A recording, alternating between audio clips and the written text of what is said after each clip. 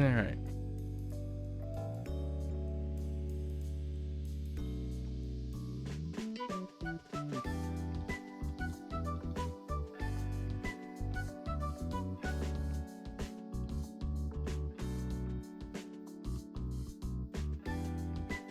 Alright. Welcome back, folks. It is day 29 with Shashingo. So we took our leap day, right, from our SRS. Every 4th day, we're taking a break to see how well our retention occurs, or like if we lose anything and whatnot. Test how long we can retain our kanji nowadays. It's back to day 1. We reset back to day 1. So we're gonna go through all the sets that I can think of in my head. And if we drop anything in those sets, we'll retain them for the next day until the sets are complete without dropping any. Right? So the first day is generally going to be the longest. And if we hit all the sets, then we'll proceed immediately to adding the next set. And as a clarification, this is all recall, so naturally, if I make mistakes, the whole idea is I am going to review if there are mistakes. So the idea of pointing them out would necessarily be moot, right? So it is kind of nice. I've had lots of people who can't resist the urge to point it out right away, but generally speaking, at the end of recall tends to involve if I know it or not. And then the natural follow-up would be to make sure that I know the correct one, which in this case, Shashingo provides the correct things, right? Including the audio, like a voice sample, and the furigana, and kanji. So we're gonna go in here. We're gonna see what sets we know, what sets we don't after our break. Let's hop right in here. So as customary, we need emotional support for this. So we go around first to pet all the aminals. Oh, which means that I can ask the dev if there was any chance, we could have like an interactable here that allows us to pet that kitty up there, you know? Just want to scratch the little guy. So oftentimes I hit, yeah, he's out of reach. I keep hitting spacebar thinking I would be able to jump in first person. That's video game stuff, you know? My bad, jaywalking. Alright. So we're gonna take some emotional support. Make sure we pet all the little Neko-chan. Inu-chan. Alright. Second place in Apex? I mean, that's pretty nice, right? Don't you get things for top 3?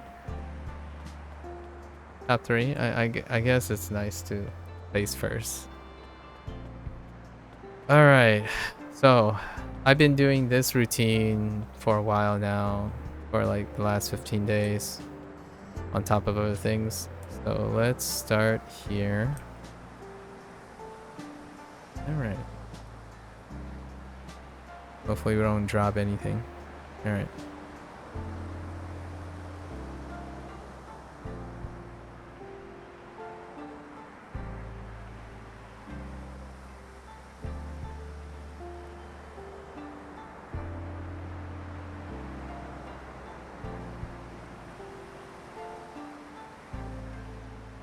Eki.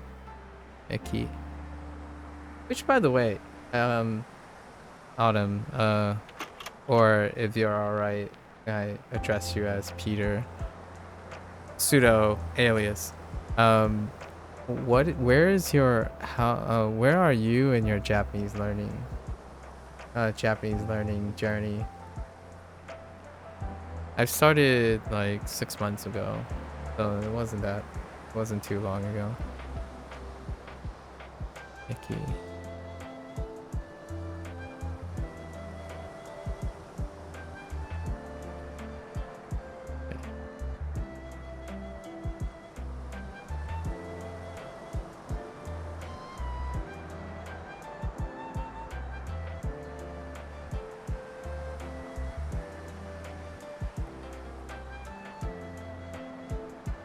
Airu.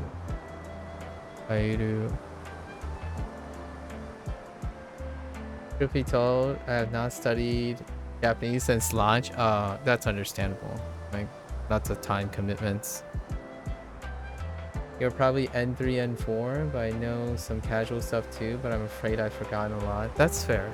N3, N4, that's amazing. How long have you been studying? I feel like I'm asking the questions that I get every single day. Or like every 2 or 3 days. How long have you been like prior to launch? Prior to launch. I think being fully transparent, making Shashingo made me fall out of love with learning Japanese. Oh, being fully making Shashingo made you fall out of love with learning Japanese. Oh, that's interesting. Was there anything particular about the experience that made you like have significantly contributed to that? The amount of stress for launching a game and meeting expectation soured in a bit. Yeah, that's understandable. I feel like I almost think the other person that I was referring to in the previous game that I was playing might be negotiating that type of emotional stress as well. We talked about like the love for deck builders as well, and then stress involving launching a game and meeting expectations. That is where that I feel that individual is also negotiating right now. When people ask you, I say I took one for the team and let everyone else study. Oh, I see. Are you still largely operating on your own? It's not quite clear how you are operating right now, if that's not too personal. Like, it feels like from your comments and stuff, you're like the person doing the majority of the work outside of maybe like things that are outside the programming. 99% of the game is by you. Yeah, I noticed that you made a note about the like outside collaborator for the music, which is very appreciated. And that's including all the so you're handling all the optics and the community management. I don't see how you would ever even be able to have time for yourself doing all of that. well, I hope that's not the case in the future. That sounds like a very admirable way of going about it, but at the same time sounds like a incredibly non-sustainable environment to constantly be able to do that. Honestly, to this day, I'm still impressed by like people like Concerned Ape of Stardew Valley and stuff. I imagine the guy has backup now, but such a long period of development helmed by one person is incredibly extraordinary. Yes, Kenya Abe. Yeah, Kenya Abe was a friend you met on. Oh, Hello Talk. Wow. Yeah, and it turned out that he was a composer, so it worked out nicely. And you met up in Tokyo. Okay. Interesting. That's so neat. Oh yeah, Stardew Valley that had people help them do updates and additional code after launch, so slightly different scenario. Yeah, but it's a million. Yeah, yeah, indeed, indeed. Um, I don't know how I'm not sure how often you follow or network with other peeps in game development, but I guess I hadn't kept up to what happened to the Chain Echo guy, or like what is Toby Fox up to and whatnot. You have lots of these names floating around quite a lot, and I think my genuine interest oftentimes I'm a indie. I guess I like consuming media, but from the perspective of understanding the person behind the product. So, genuinely, my interest in video games and stuff is often what can I learn about the people making the stuff, because ultimately that is the most valuable and unique thing about creations, in my opinion, personally, and not necessarily like what I want in things. I'm relatively on the older side of things who still play video games and whatnot, and I consume media from the perspective of trying to ask questions and learn about the people. So I'm always curious when I have these opportunities to talk to developers. Yeah, Toby Fox gets a lot of credit too, but has some additional help. Yeah, other games, Angelic etc. behind the scenes. Not to discredit his work. Yeah, understandable. But these are all cases of millionaire who got that option after launch. Yeah, yeah. I wonder how. So I have none of these in. And obviously I haven't ever talked to any of these peeps at all in the beginning and all that. But there are smaller groups that may not necessarily have that option, but it became an option later on. Like things like I don't know how Megacrit. I'm not sure how Megacrit and Slay the Spire came about. Curious how big their group was. Uh, I did get a chance to play a game by this one kid who made a lot of .io games before they made a game called Card Hog, and they were like balancing school, and the game was very adorable. Uh, then there's like uh people like Dreadneck and friends who made puzzle games for the longest time. Their most notable game was a Monsters Expedition recently, and it's kind of like one person who likes to make a puzzle game, and then another person who likes to make a puzzle game, and then they came together and became that person and friends, and then suddenly another person who wants to make a puzzle game, and their group kind of grew out of, or at least the impression I'm getting. And obviously puzzle games aren't just, I would probably put them around educational games, where it's not for everyone, it's very niche, but you do have a lot of loyal niche people who are seeking these kind of things, especially Japanese language learning. I was surprised. I don't know if you were watching Gamescom recently. I was impressed that I saw Monument Valley 3, which was another indie group who had like some help, change, and Us 2 games when they started with Monument Valley 1 and 2. And then I played another game by them called Alba, a wildlife adventure. The reason why I want to mention that is because it's not so dissimilar from your approach in Shashingo. But Alba Wildlife Adventure, instead, they used birds. So they largely took pictures of birds and then introduced like genus and species, and then you can hear the bird call in the game. And it was used to create nature appreciation. Just a funny heads up, I've never played Alba, Toem, Pokemon Snap, etc. But you know of them. Okay. All right. Because I played Toem as well.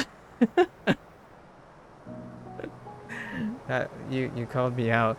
I haven't played Pokemon Snap, but Toem was also a recent game I played as well, and I think that's good that you got ahead. I was kind of curious if you did play those games. I'm basically like bringing up games in which I haven't wrote my at the end of my game things I collect thoughts and share my thoughts on who I would gravitate these games towards. Like if you enjoy this and you're not necessarily right into language learning, you want to try something else. Honestly, Alba and Toem can often come up in the discussion. So that's kind of like a neat way to ask other developers like yourself if you actually know or have came across those other developers. I think Alba's team is European somewhere, right? And I'm not sure about Toem's developer background. But yeah, that's kind of funny. I you all right? Well then, what made you? Now I'm kind of curious. What made you think? Like, how do you conceptualize the whole photo thing? What inspired you for the photo thing? There's a weird line where like you have the money to potentially hire outside help on a project when you get a bit of success as an indie, yeah. But teaching those freelancers all the ins and outs of the game and matching styles, etc., ends up more time than it's usually worth. That's understandable, yeah. An investment. You think the Alba devs are in? Oh, they're in London. Oh, interesting. Oh, uni in London. Oh, that's so neat.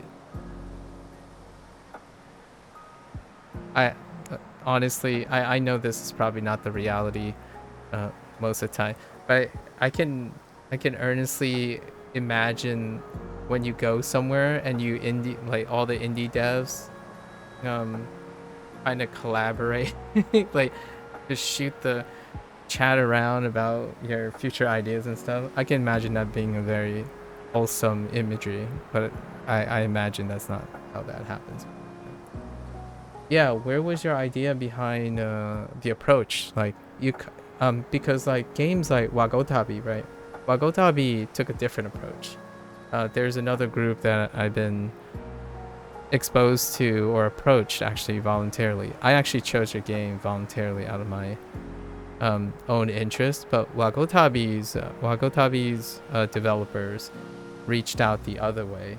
So they obviously took the other Pokemon inspiration approach to exposing Japanese. So now I'm curious how you went about it. You can search FOMO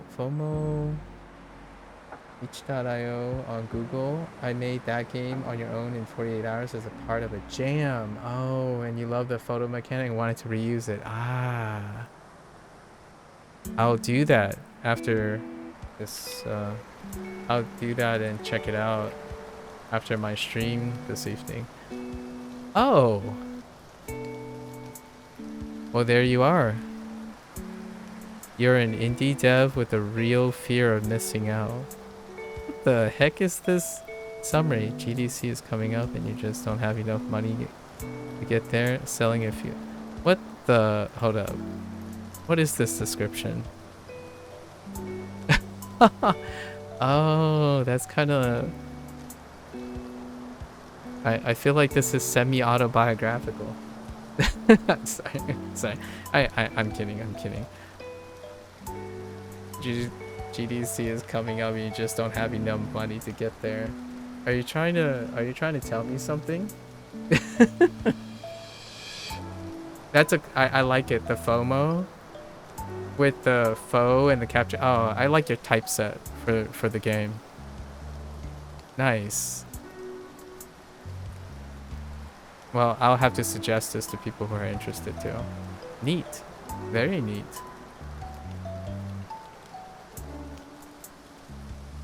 Not a real story? Yeah, it's fair enough. Well, you know, sometimes can't help but a lot of times creativity does infuse one's own experience to some extent, right? It's like a 10-minute or less game, if you can even call it that. That sounds amazing. I mean, you just don't know how much the length. Okay. I have an unpopular opinion. I don't know if you hear this too often. I'm the kind of guy who would stare at a piece of artwork and it would have nothing beyond that artwork and talk about it for days possibly. So I'm more into the creative process. 10 minutes sounds like a very long time, filled with things that maybe I can connect to Shashingo. Perhaps at a level that maybe you might consider it's overthinking it or something like that. But I kind of like these things. It's a window, you know, it's a window to you, basically. At least I think. I like when developers try to, you know, leave a piece of themselves in their work.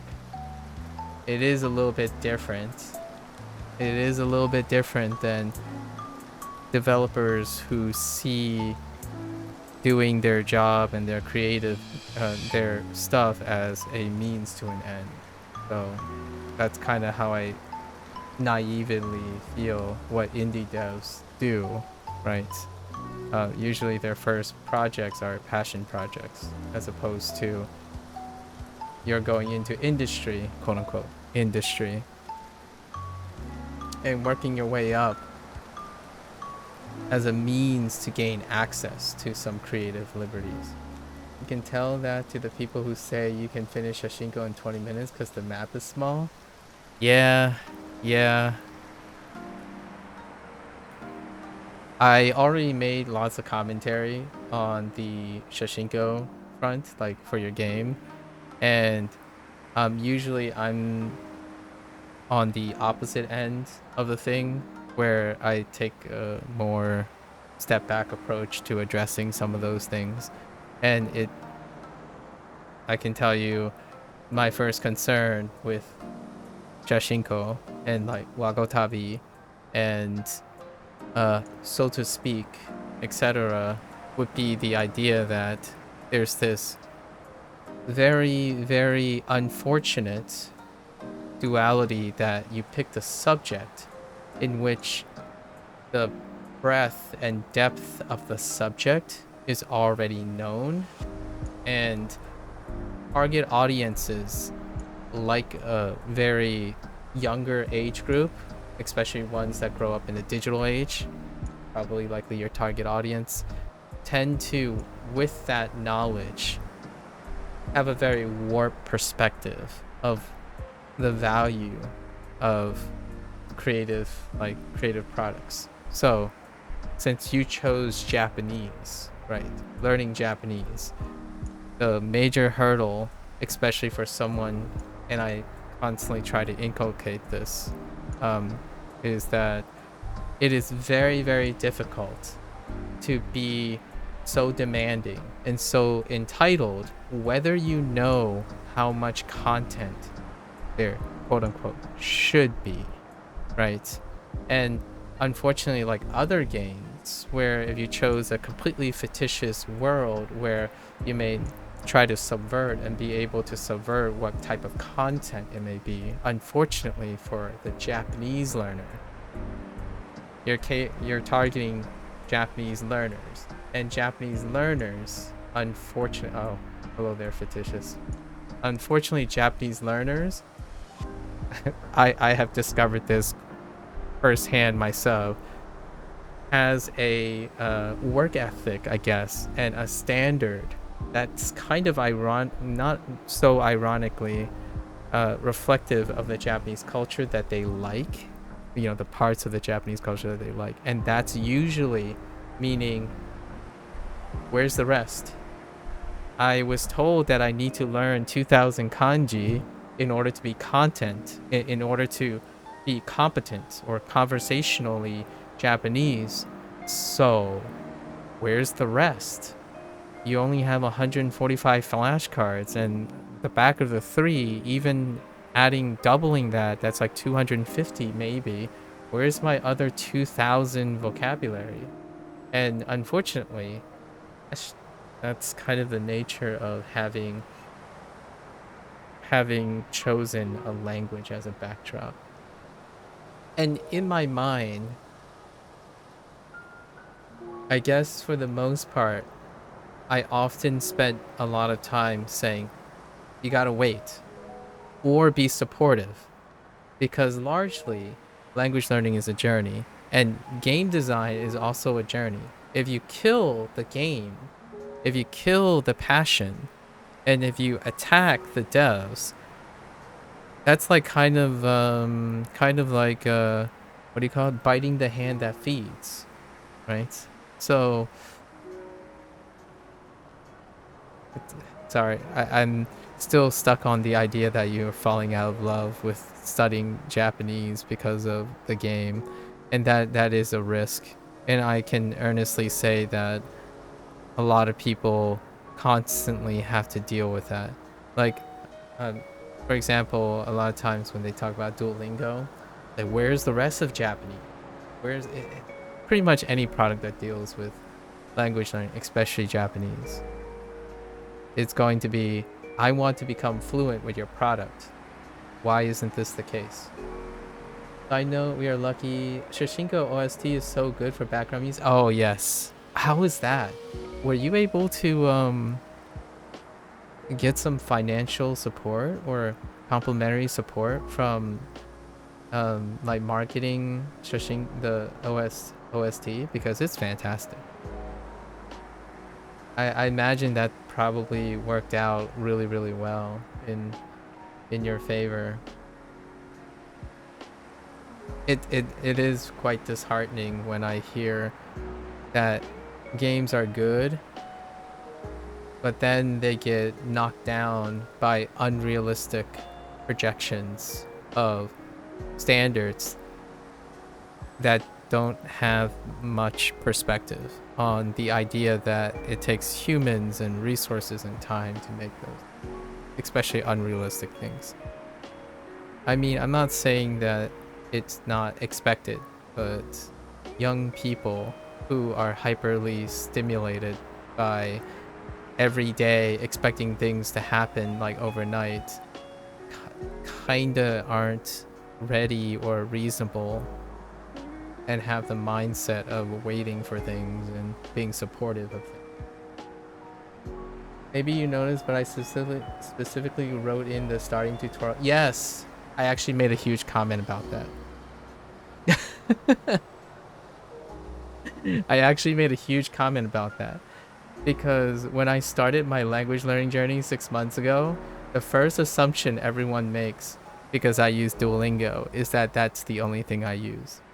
And it became such a progressively terrible like presumption that people make about language learning, is that effective and successful language learners don't rely solely on one resource. And I spent like 2 or 3 hours not even starting your game because I was quite impressed.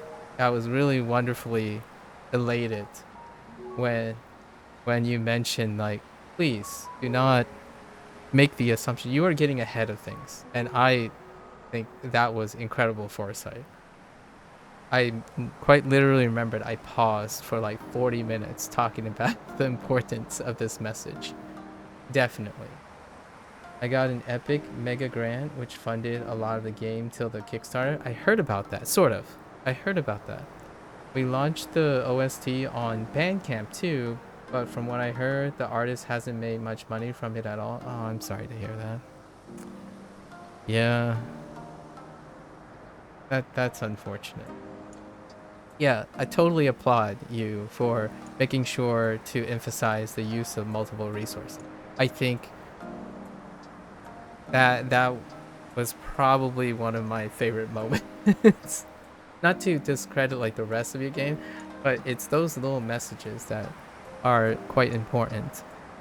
Sometimes I even think of bringing back messages like, hey, you know, you've been working at this, you've gotten a lot of these things. This is part of the whole edutainment, specifically edutainment. The idea is like, hey, you've done this a lot of times. You've been getting a lot of errors. You could take a break, come back, right? Like if you can promote sustainable, like conscionable use, your game might then be extended. The life of it gets extended in a way, in a weird way. And I'm specifically talking about learning, when a game or something is associated with the perception of learning. Because oftentimes when someone says, I went through your game in 30 minutes, you're not learning Japanese in 30 minutes. I'm like, since I've started using Duolingo, there's so many things perception wise that people, in my opinion, the learning method is great at doing. The tool is great at doing. However, it does not necessarily mean you are at a state in which you learning process and recalling in long-term memory involves a duration of time. Like, you can think you have remembered everything today, and then you wake up and you take out a piece of paper and write down everything that you've seen or everything that you think you've heard and or seen. I don't have an eidetic memory, but I could say it's slightly above average. It will not happen. So one of the unfortunate dualities, I think, since you are making a video game, those who kind of want to language learn still kind of also treat it like a video game. So why have I been playing your game for nearly 150 hours now is largely because I'm extracting the information from it. And even when I'm spending my time dedicated to extracting the information from your game, it takes someone like me, and I'm not like the poster child for great, like very, very intelligent people, but I can at least say I'm above average. It takes quite a lot more time than saying you learned Japanese through photography in 30 minutes. And that's simply not the case. With that said, I have a bias. I love teaching. I love educating, especially explaining and using communication for complex topics. That's my academia is my background, so naturally I loved that you had things like that. It's such a breath of fresh air to hear this. I have watched many streamers skip the tutorial. Yeah, that sounds about right, actually. Yeah, I'm not surprised. And then not know about even flipping the card or find modes, etc., despite the buttons being on the screen at all time. You do what you can. Explicit designs, accessibility, oftentimes, like, here's the flip side of things. If you ever find someone like me, I suppose, or maybe someone that if you ever find someone like me occasionally, or maybe like other people, seeing your tutorials informs me of what, let's say, what fundamental thought process no longer is common in video games or in teaching or in stuff. Like, if you had to write, if I play a game, I play the tutorials for this very reason. I look at the tutorials and I think of accessibility, because teaching requires all sorts of accessibility, right? Nowadays, you don't know what level, what fundamentals people have. So whenever I see something like a big fat arrow that's animated and it takes like 3 minutes to inform the person this is what this thing does, my first thought is they probably encountered a criticism of something that people don't use their observational skills anymore. So, and I'm not saying that didn't happen to me. When I find out, then yeah, exactly. The last game I was playing, Elemental Exiles, Daniel had the same idea. Like we talked about like things like, oh yeah, and you're in the UK, so it's really late. I don't want to keep you up. By the way, I need to head off in like 4 minutes. By the way, shame I have to cut this short. No worries, no worries. Anytime. I love to see some of my favorite photos before you go. My favorite photos. So I recently went through all my sets and I've been experimenting with all your filters. So if I had to pick a favorite photo, so I went through and do like combinations. So these are all combination sets. It helps me. I'm using your mechanics in your game, like your filters and stuff, to group all the vocabulary. So when I group all the vocabulary, it helps aid in my memory.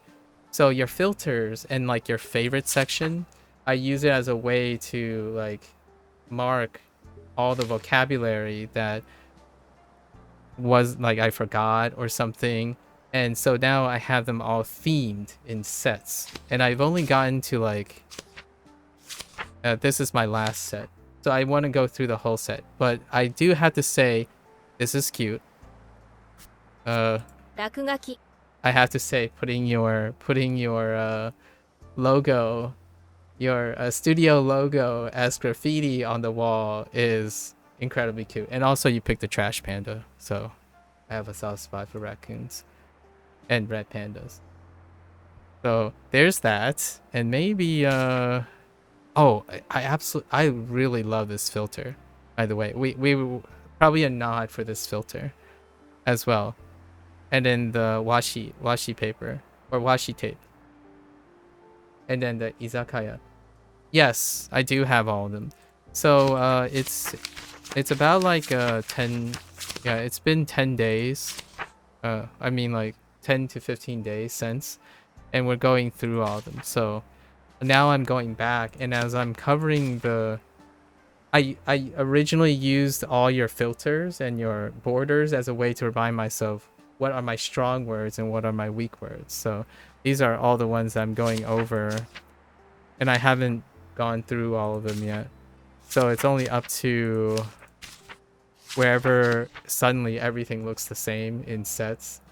But yeah, what's a good? Oh, these paper lanterns are absolutely adorable. This one is definitely incredibly adorable. Is there before you go, is there a story behind this particular print on the paper lantern? Cool to see you also use. Oh yeah, yes. I thought it was great. It's wonderful. You gotta use all the features. I saw your updates, so I keep up to date. I was supposed to make a chicken shop, but kinda ran out of time. Oh, that's so neat. Oh, it's very cute. A sushi shop was supposed to be in version 1 release too. Oh, yeah. So only the ramen shop made it.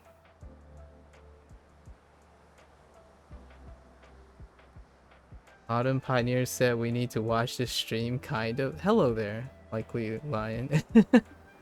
Oh, it might come back one day? Well, I look forward to it. You have to design some of the map before adding it. I see, for the spacing. Yeah, yeah. What's another one? Oh, well, the game Santa is fantastic, of course. Oh, they know more about the game than you do. that's well, that's good to know. I'll keep that in mind. But yes, so lots of great photos. I do enjoy this poster, this movie poster, quite a lot. So there's that. There's that Rainbow Team. I love all the extra little like complex sentences and translations that I can't read still. If you're interested in some Shashingo lore. He actually made a video about it. Oh, all right. Well, I will have to give that a go. Same handle, I imagine. Likely Lion. Likely Leon. Sorry, Leon. Yes, I have all the borders, and all the filters. Yep. Originally, I bootstrapped through the quiz mode and find mode to learn all the vocabulary and the audio and the writing first from reading. Just look for Shashinko Easter egg. Should be the first result. Oh, okay. I'll make a note here.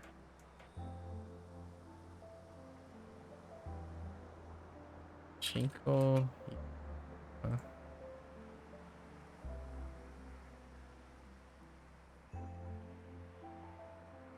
Oh,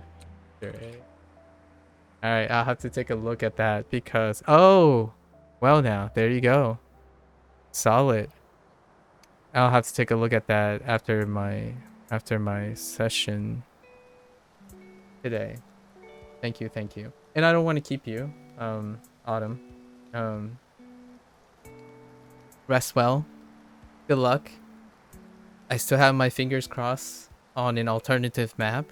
I know that there's been a lot of stress, and I can tell you now though there are quite a lot of people that, including myself, that would love to see another map, like maybe a shopping mall, a zoo, or like a theme park.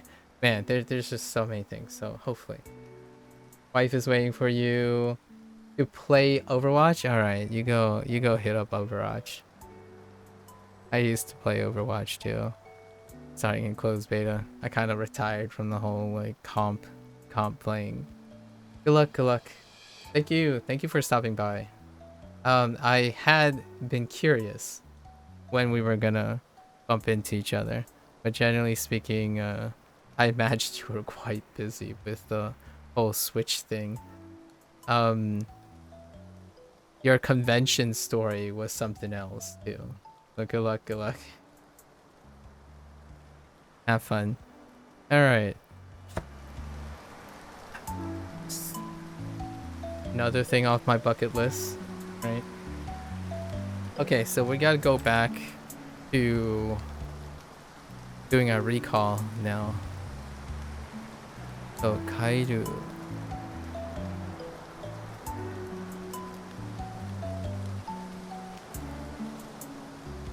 Yeah, it's been a pleasure. I hope to vicariously and or have a more future parasocial interactions with you through your work, of course, through your work in the future. Maybe perhaps way down the line there'll be other opportunities. Good luck.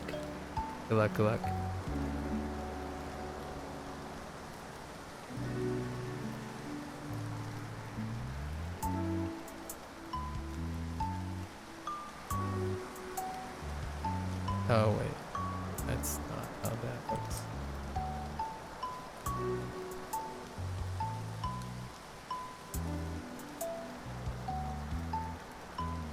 Yeah.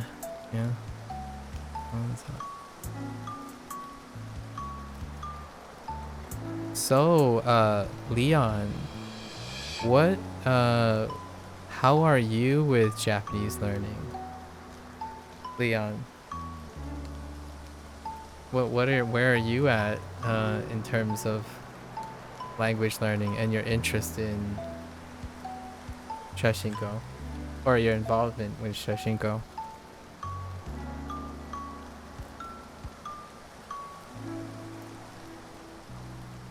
Okay. Honzatsuru. My hand is wobbly right now. We'll warm up in a bit. Nikki.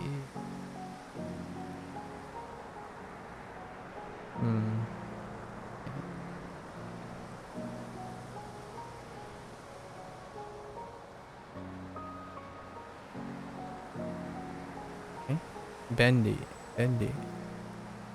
It's getting better. Well, I tried. I'm happy if I can read kana properly. Okay. It's getting better though. Been learning on and off since 2021, I think. Very nice.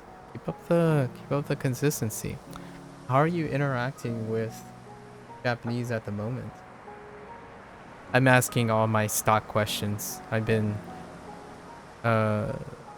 I really like talking about learning. So I basically come out swinging with lots of questions.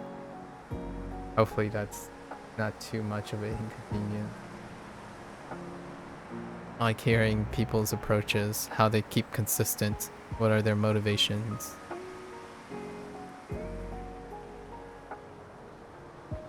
What's the next thing that we have?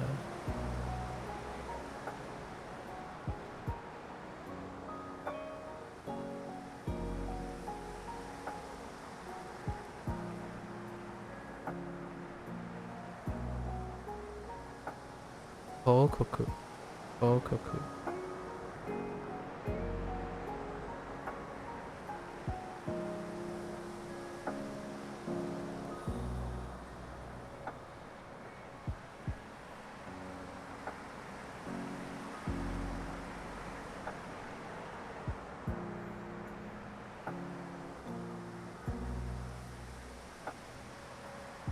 Senden suru. Yeah, no problem. I try to study at least once a week currently, but I'm at a very beginning, in your opinion. Also trying to learn more input-wise, if that makes sense. Fair enough. Yeah, engaging and trying to find more ways to increase the number of inputs, the amount of input. Yeah, once a week is tough. Yeah, once a week is pretty tough. You know, increasing the volume. Shashingo is definitely one way to increase your input. Increasing input engagement with the target language. I don't know if this is too personal, but do you spend most of your time making content? Like, what do you do outside that may perhaps impact the available amount of time studying Japanese? I imagine you have other interests and like a conflict of interest with any other thing. Since you have a channel with like edited videos, I imagine there are other projects and whatnot that you're working on while you're juggling all this.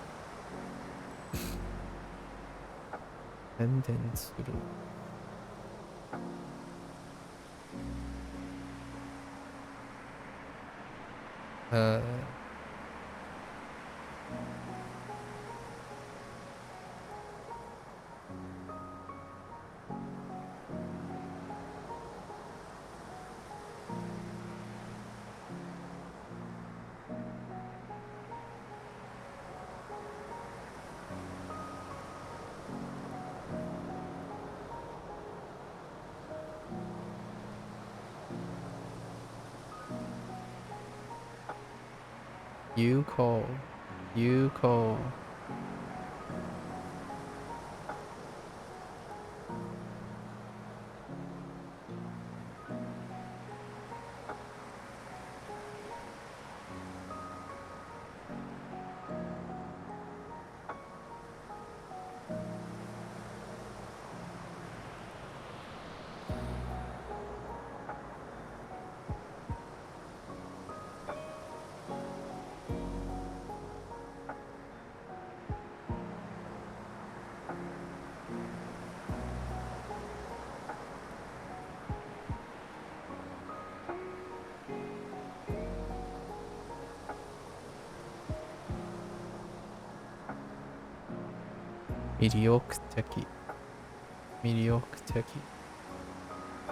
Well, I should do more with the skills I have, like photo and video editing.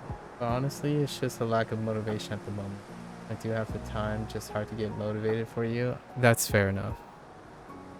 Interestingly enough, that is largely what I tend to focus on when it comes to interacting with people. Trying to provide some sort of demonstration or maybe like talk, interactions that may elevate people's motivation, because otherwise it supersedes anything else you would voluntarily do, right? That's outside of the things you have to do, like eat and sleep and maybe earn money, do a job. Many of the other things, the voluntary things, your major currency is motivation. So, that's kind of one of the things that language learners tend to, I would say, sideline at the expense of hyper focusing on the downstream effectors, like how many kanji you acquire today or how long you have studied Japanese, as opposed to consistently and sustaining the motivation to do so in the first place. So oftentimes it can be one of those self-feeding negativities when you start thinking like the time keeps getting longer and longer. You might be investing more and more time, but then without the motivation, that retention and that satisfaction subsides consistently. So sometimes I hear people who double time and even increase their amount of time that they're studying or putting into a skill. However, their engagement and their active participation in that activity has greatly diminished returns because of their lack of motivation. So it becomes more of a passive activity, like someone going over their flashcards or something, and then like, yeah, I already know all this stuff, let's just go through the flashcards, and then by 2 or 3 days or something, the next time they come back, it's like, I don't remember this, let's just go through it again. It's business as usual life, right? Without that source of motivation, there's a progressive deterioration of active engagement in it. So finding more and more inputs can breathe new life and also inspire more motivations too. So it's kind of nice exploring different things like Shashingo and whatever else suits other people's fancy. And what a way to get ideas than creating and sharing your experience and having other people share their experience with you. At least that's my opinion. Or when you can't necessarily have the luxury of interacting with other people. In the past, setting small personal goals pushed your motivation. It really helped you. I should probably start doing this more, especially with learning Japanese. Oh yeah, I could see that working out. Have you often now find yourself making very long-term goals? What is that a contrast with what you're currently doing? Like setting long personal goals, and those goals are perhaps becoming more overweighted and taking the winds out of your sails, so to speak. I think oftentimes when people get more proficient and they start studying, like at some point, then the goals become bigger and bigger and further. And at some point, when you see that how far you are from your desired place, it can be deflating too. Not that I'm saying it's happening with you, but I do encounter that quite a lot. I studied Japanese actually using a platform that most people would say didn't help them at all in the long run. So I used Duolingo, and I've used it outside of 4 days that I went and worked and volunteered at an anime convention or an Asian culture convention. I've used Duolingo for like 5 to 6 hours every single consecutive day. So, and I don't think my motivations wane too often. I don't think it's ever waned. And that's kind of what I'm getting at. I think most people can get to a state like that. Have to be creative though. Yeah, you guess. I only see the final goal, being able to speak and read Japanese, yeah, which is pretty demotivating, obviously, because it's long ways to get there. Yep. I didn't want to presume too much. Someone asked me this question already. Like, I answer these questions like 2 or 3 times a day. Someone asked me, like, oh, I recently came across your YouTube channel or something like that. And they said, so I heard that Duolingo doesn't really work for the long term. What do you think about Duolingo helping you become fluent? And my immediate thought is, well, I don't really think about it that way. However, I could try to answer it. And then there's a long spiel. Like, it's a very long spiel. The idea is that my success, or quote unquote, my success in like academia and stuff was not predicated on constantly losing sight, not necessarily not having long-term goals. However, 80 to 90% of your consistency comes from looking currently in the near future and retrospectively the near past and what you're currently doing in the present. Long-term goals, when they become psychologically your like all consuming of your motivations, then re-exploring and getting engrossed into the present moment is an incredibly effective strategy. What that looks like is obviously very varied on the individual scale. It could be getting hooked on a new anime. It can suddenly be like making a new friend that also likes to learn Japanese. Quite a lot of sources. But anything, in my opinion, that gets you closer to the present becomes less and less demotivating. It keeps your eyes off of that constant reminder that you want to be something that's so far off. That makes sense. You can't really answer this question if anything helps you in the long term or will make you fluent. Yeah, you gotta have multiple sources and get a lot of experience. In your opinion, anything helps in some way? Indeed. And of course, we're operating on the assumption that you have the time and the resources. So provided you have the time and the resources, anything helps, because it will be a way you can juggle and cycle. My bottom line, oftentimes when someone choose to do something like voluntarily, you don't have to learn Japanese, you choose to learn Japanese. And my first thought is, if you're coming to me and you're telling me that most of the time you find what you're doing to learn Japanese boring, then that's a red flag.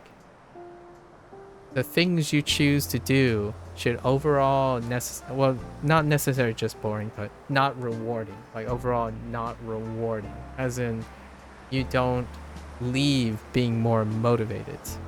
If you're choosing to constantly do something and at the end of the day you become less motivated, that's often a red flag for a lack of sustainability. So without being able to even sustain, like if you can't see those red flags, in my opinion, if you're not self-aware enough to constantly maintain and minimize those red flags, that goal, wherever that goal is at the end of an arbitrary time that you chose, will likely not be consistent enough to reach that. And honestly, in retrospect, I'm not sure how long or how many life experiences you have. Generally, by the time you get there, that goalpost is not there anymore. For most people who are long-term goal seeking, when they get closer to that goal is going to move. So having a consistent lifestyle and a mindset that keeps you going consistently, when you do an activity you choose, it keeps you positive over time, regardless of how far that goalpost is. Sometimes you just blitz right past that goalpost and you won't even notice. And that's kind of how I tend to approach encouraging people by demonstrating that. I don't usually prescribe anything. I try to do my best to demonstrate that I could do something for a really long time and still be incredibly spirited about it. Exactly, that's why you like the concept of Shashingo. You're most likely happy with the session and even learn a thing or two when closing the game at the end. Yes. I earnestly feel surrounding your life with that, or even writing in a journal, and then you can you can even try convincing yourself. Generally, that's also part of the thing. It's crazy how quickly that turns into, oh man, I didn't remember as much as I did, or like as much as I want to. Oh man, okay, so today, now I have 36 lessons to do and not 26 because I was late the other day. That to me will ultimately stop someone from voluntarily being consistent at something. And that's very disheartening. And you kind of, I'm not saying I'm very clairvoyant in these situations. I have a lot of experience wanting to teach students and people who are going to enter a career that will be for the rest of their life. So most of the time, you kind of get used to paying attention, kind of thing. You want to enable a person to be able to do it for a lifetime. Like, I haven't shared this. I don't usually share this voluntarily, but before I started doing all of this stuff, I had a life in academia. So I studied molecular biology with a background in biology. So I completed my doctorate in molecular biology 7 years ago, and I got burned out. The usual story about youth. So I'm no stranger to seeing, in my opinion, a lot of red flags when it comes to burning out, especially on things that are both voluntary choices and things maybe a mix of voluntary and obligatory. Right? I love science. I actually love science before it became a thing I have to do, even before that. So the thing you're describing, persistent demotivation, consistent yearning for more input or different types of input to breathe life, that's often a symptom of burnout. Or very nebulously hand-waving burnout. You're slowly just, burning out over time. Oh, definitely always set limits too. If it's too much, don't stress it and demotivate yourself this way. Yeah. It's a vicious cycle. And I actually think Japanese learners is even more vicious, because if you already love the Japanese culture and you want to learn Japanese to interact with the Japanese culture, I don't know about you, but it would be very advisable to kind of look at the Japanese work culture and the consequences, the pros and cons of the Japanese work culture. As my family is Chinese, and that is also the case for Chinese culture too, where you get to a point where like you're constantly doing more at the expense of self. So no matter how demotivated you are, suck it up and get more work done. And as an American, I think there's a natural balance to it. So it's kind of what I have taken from my life about the mixed culture that I live in.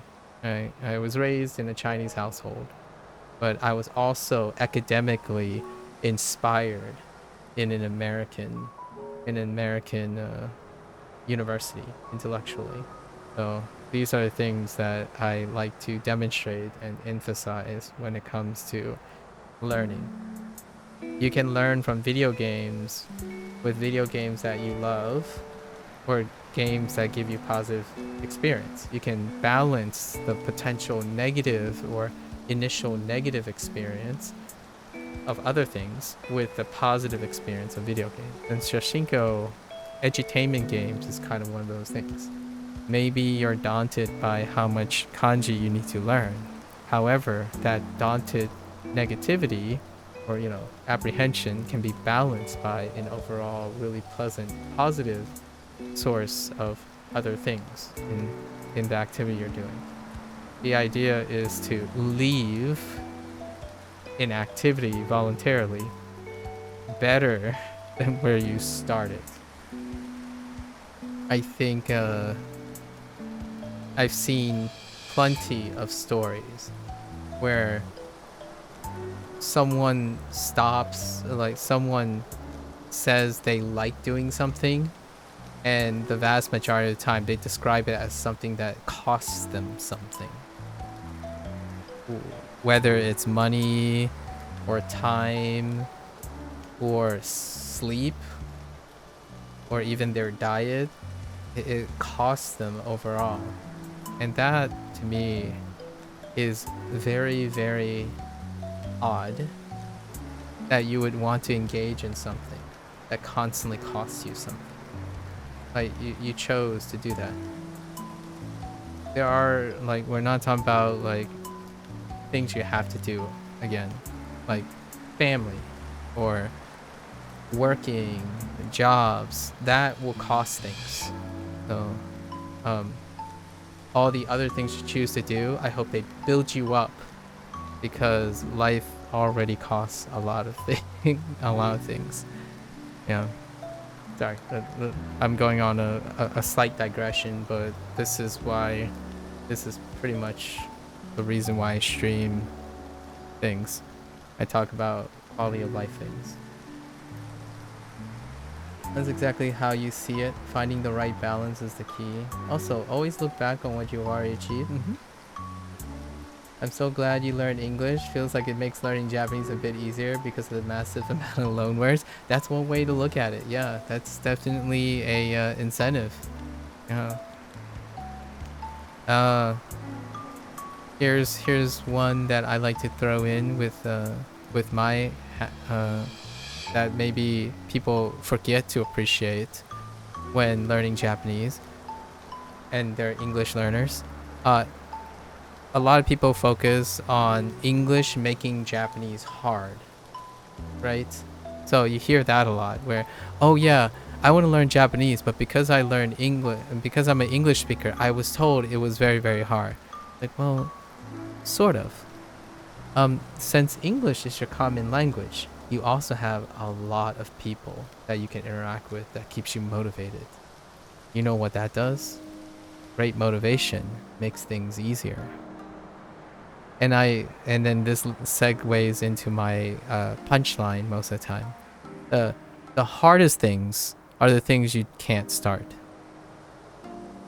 The easiest things are the things you either have chosen to start now or have already started. So if I hear someone say Japanese is the hardest language that they've learned or they're trying to learn, my perspective is that it's not the hardest language, because you could have started any language, but you were able to start Japanese. You should be proud of yourself. Give yourself a pat on the back, because you're doing things you can, not worrying about doing things you can't or will not choose to do. So it's to deflate the idea that regardless of what your state of competence right now is, it's difficult to know whether something turns out to be very hard or very easy, and being overly concerned about that will inevitably prevent you from doing things before you even give it a shot. So, in my 2 cents, the easiest languages are the ones you start, because all the hard languages, you didn't have the motivation to start in the first place. So they are the hard ones. If you had to label, in the end of the day, hard things are easy if you have the motivation for it. And English is great because there are a lot of people who speak English. So go out there, find wonderful developers like Autumn Pioneer interact using English. It was a little bit of a sobering thought to hear. I'm guessing that was Peter. Um, to hear from the dev that he kind of fell out of love with studying Japanese because of the stress related and surrounding Shashingo. That can happen. It's turning passion into a work, right? Into a job, and that is a risk most people take. I do have to say, though, streaming is not my job, or making any of this stuff is not my job. So, I would probably say I'm not like immune to this kind of thing as well. So I really do enjoy learning Japanese, largely because it's still something I voluntarily do. No one's forcing me. So if it's making me feel bad, I stop. It's not, which is great. Other people might make you feel bad though. Being a public figure can come with some, unexpected circumstances. And using Duolingo to learn Japanese is probably one of them. I don't know if you ever used Duolingo or any other sources. Like, I imagine you have an Anki use, Leon. Have you used Anki? Maybe Wanikani? Or you haven't? Oh, that's interesting. You're probably someone. You're like you have an outside perspective on this kind of thing. Oh boy, I can tell you, if I had $1 for every time someone brought up Anki, I'd be able to I'd be able to give away like 4 copies of Shashingo at this point. That provides a little perspective, right? How often I've heard that. I'm sure you probably have heard something like that before. I don't know how often you... Well, I tried to use Anki. It was... it was too complex for you. I don't know why. That's kind of a talking point that I have encountered before too. Like, accessibility is incredibly important. And sometimes people who advise people, right? Like, you probably had someone approach you and say, oh yeah, this is how you should, this is the best way. And oftentimes it's coming from a place where they might not have remembered or even asked the person, like, what do you think? Like, what do you need? Or getting to know the person, right? And you are probably the first one that I've heard out of all those people that cited the thing that I feel more commonly happens. So why is Duolingo very popular? Why is other things very popular? It's their accessibility. Anki may seem like it's incredibly accessible when all the people you interact with has already used Anki. And yet, if you take a step back, Anki is not even remotely in the same magnitude of exposure than other things. So it does speak volumes. I like the transparency, the candidness of your take on Anki. I haven't used Anki myself, but I don't necessarily think I would have too much trouble. That doesn't mean that I'm gonna go out of my way to it's perfectly alright. What are you currently using then, outside of Shashingo? Do you have anything that is providing a source of SRS for your language learning? I'm gonna write some more vocabulary here. Slowly making my way downtown.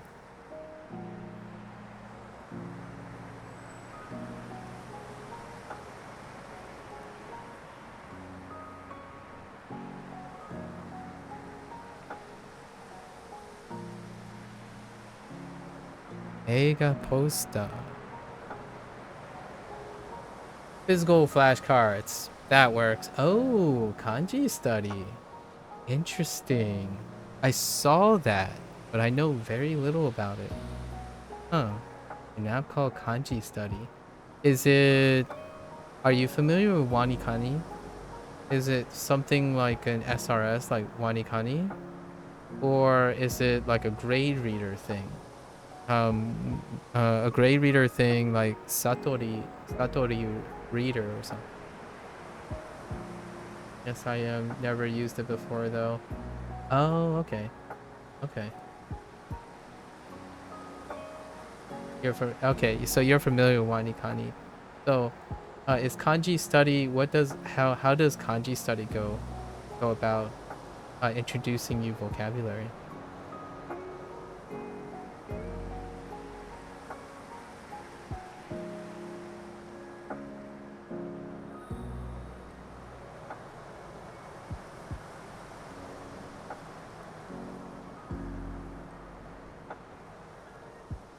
I use kanji study to learn all the kana. I see. And also teaches you kanji with all the strokes and stuff. Okay. So, um, um, does it cost anything? Wanikani does, and that's what it does. Wanikani focuses on that type of thing. The thing you're describing. So, the I'm asking because that could be a potential thing I could share with other people as an alternative to Wanikani. How do they go about introducing kanji? Miru.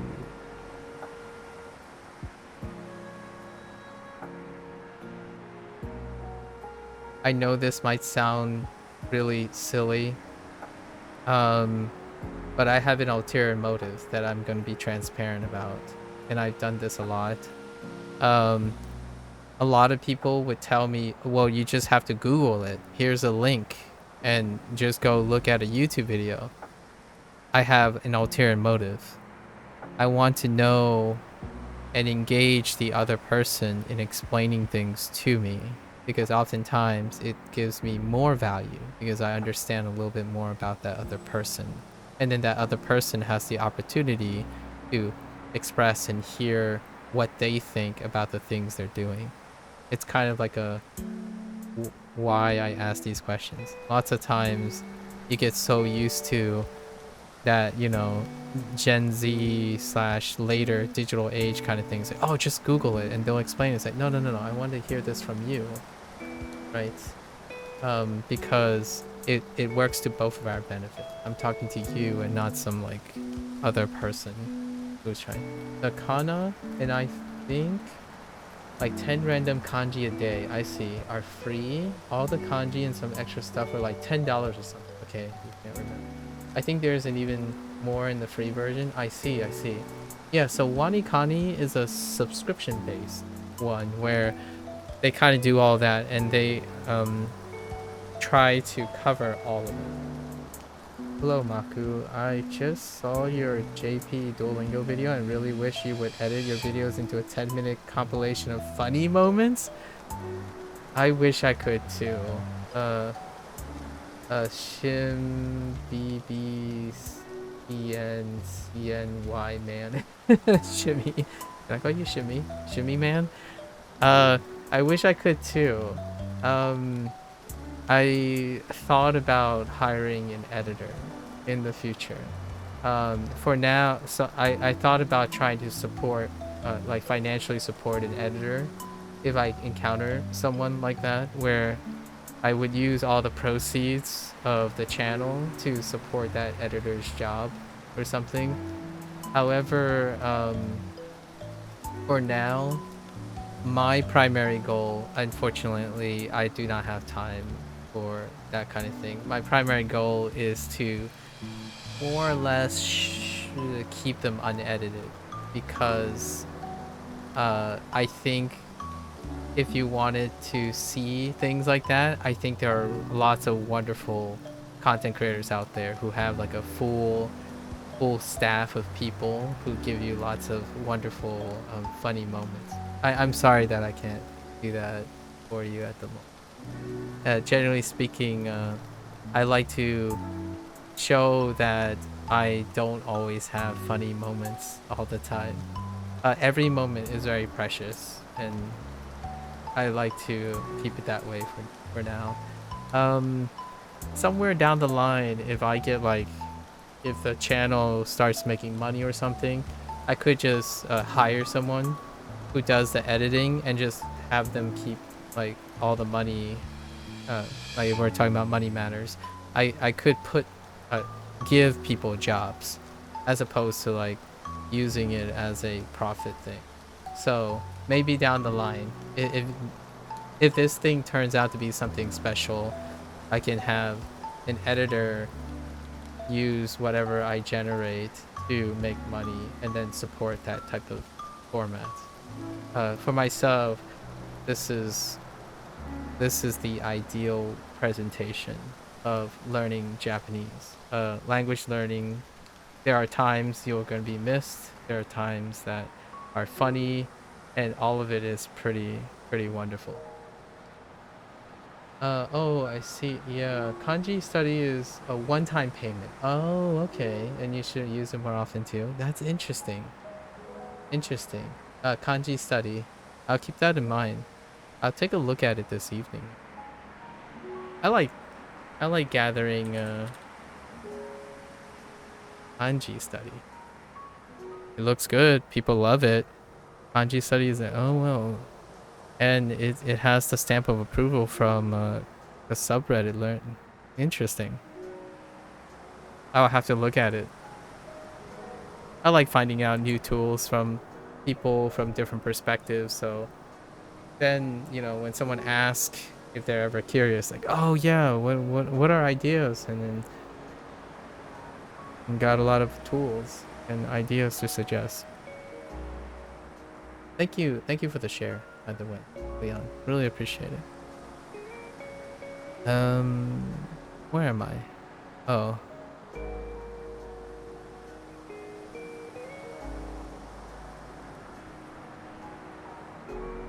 I'm not a very funny guy, Shimmy Man. I'm sorry to disappoint, but I'm not a very funny guy.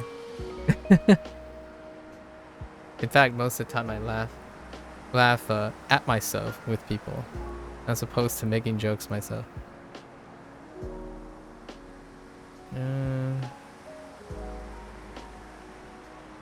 Yes.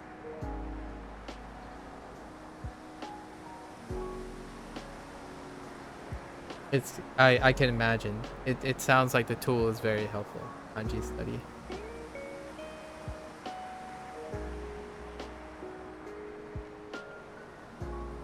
So did you remember all the vocabulary in Shashingo, Leon?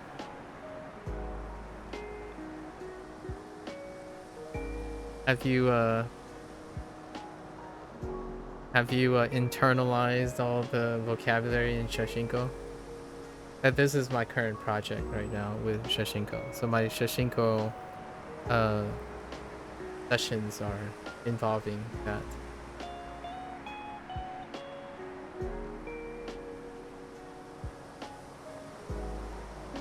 With over 250 hours of playtime, I probably should, but I do not.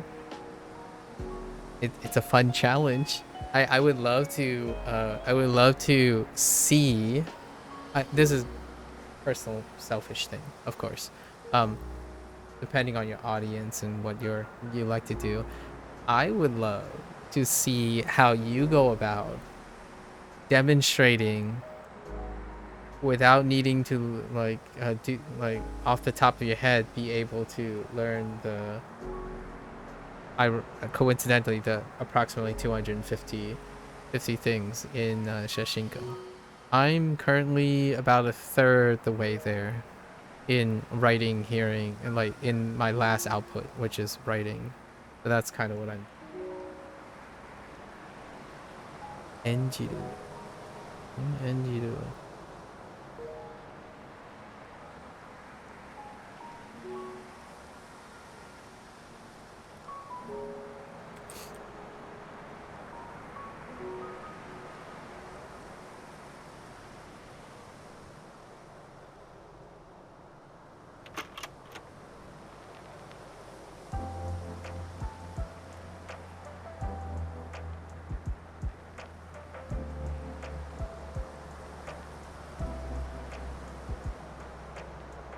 No pressure though. No pressure. It is like to see how creative other people are. Like, you know, I'm only one person, so I would love to see how other people take up the challenge.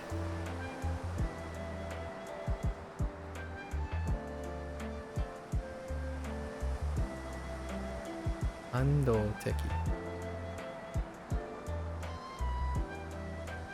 I guess I could remember all the flashcards when I see the Japanese word, but not the back vocabulary. And honestly, I spent more time testing the game than actually learning Japanese. That's fair enough.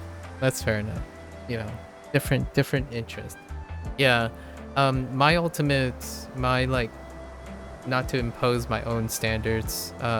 My personal benchmark for my sub is that if you give me a blank canvas, right, which is my pad, I should be able to fill it up without with all the context clues that I have with me, right?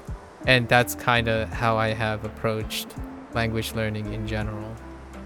This is the recall session, so the last gold standard that I set for my sub is that I would be able to recall it with minimal context clues, so without actually seeing anything other than the things I see in my head.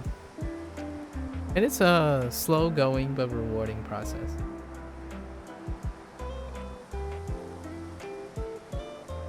Hence why I probably have just as much Shashingo hours, but not necessarily.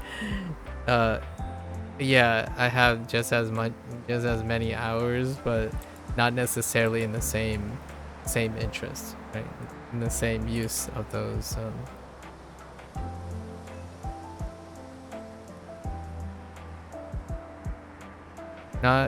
Not used in the same capacity.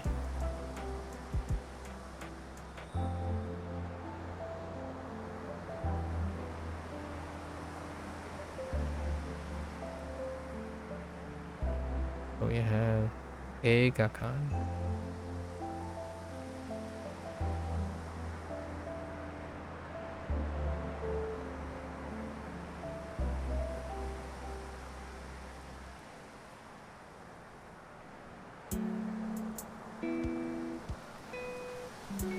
Wait, yeah.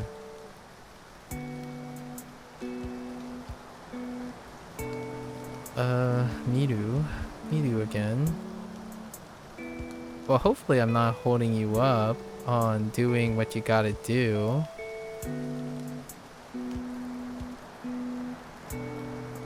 I will be doing this for the next,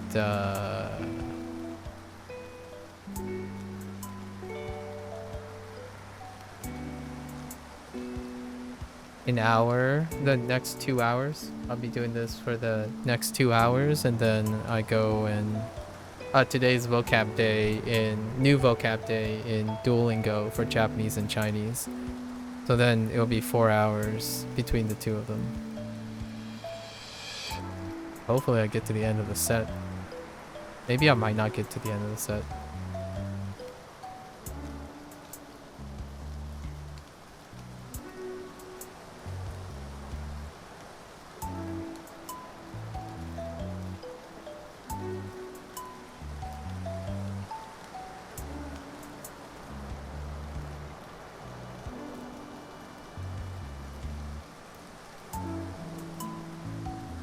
May I ask what your professional background is?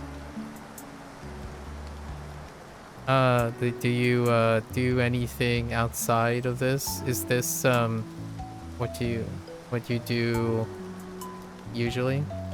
I will share my, like, people ask enough times that I share this voluntarily. I'm gonna call it either two things: a indefinite sabbatical or voluntary unemployment. That's probably how I typically go about it. So I have a lot of time because I'm in a privileged position. So I get to do things that I want to do a lot. So I have a lot of time to study at this point. People are often curious how I juggle a day job and doing all of this all at once, and the short answer is I don't. So now I'm always curious, consistently curious about how other people are finding time to study Japanese and what they're juggling on top of studying Japanese. Over the last 2 or 3 weeks, I've got to meet a very, very precocious go-getter mother, and she's juggling a job at the same time, all while doing all these other things and still making time to learn Japanese. And that, to me, is a more realistic situation when it comes to people when they talk about, oh, I don't have time to learn a second language. It can be very difficult as an adult. That is the more realistic portrayal. You have jobs, you have family, other things.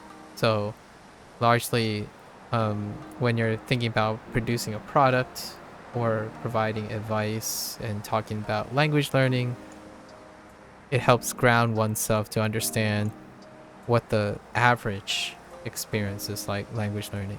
I think lots of times passionate language learners, especially young language learners, tend to be unintentionally toxic, unfilling and toxic towards the casual audience, like the average prospective language learner, which involves juggling like a job, you know, tons of things. So I'm always genuinely curious about the educational background and the professional background of someone who is engaged in language learning. I've met quite a few people who works a lot, and they're really good at Japanese too. Much, much better than myself. I always appreciate their presence when they have time. Alright, so Eigakan, where are we now? We're moving to... Okay. Key?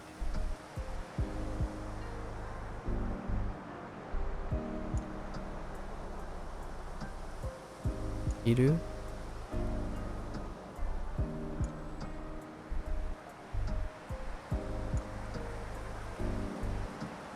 Okay.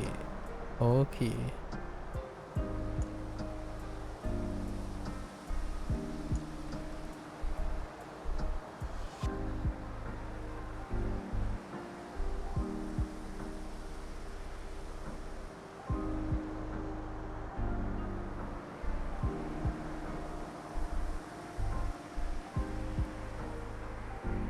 Mokse. Mokse.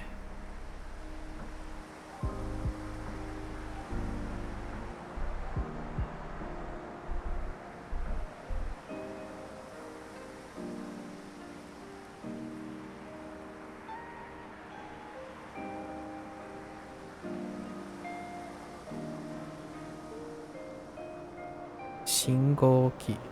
Shingoki.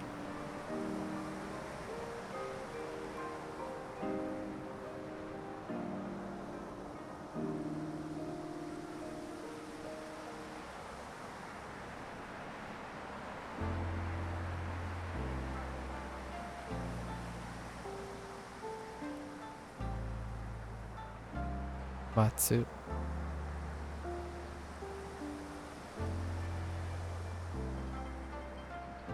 Iku.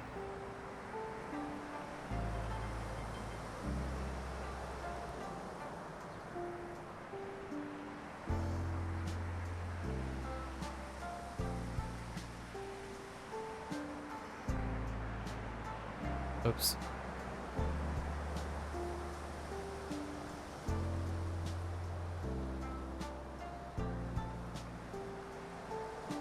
Jutai.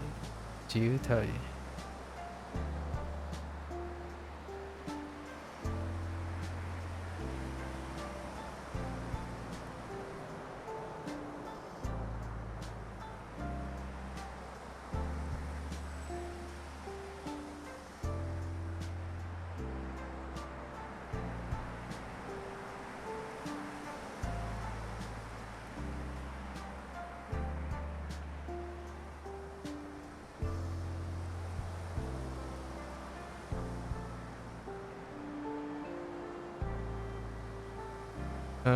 Nope.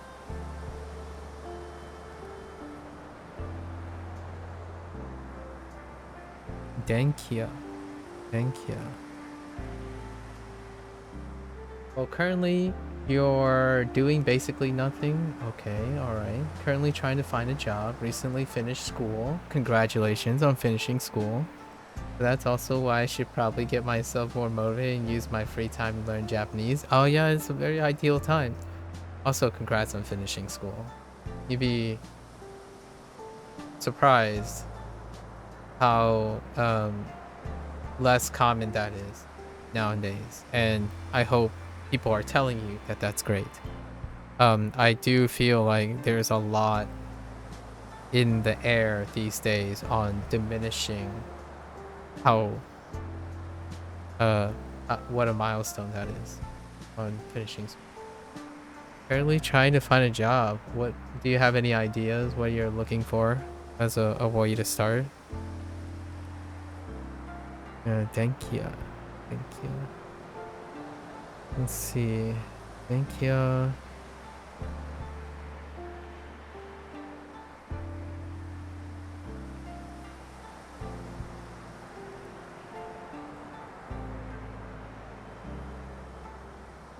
Okay.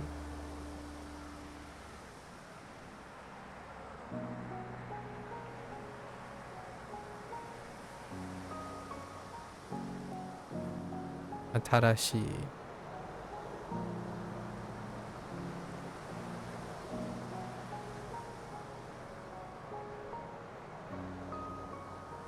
Kapika.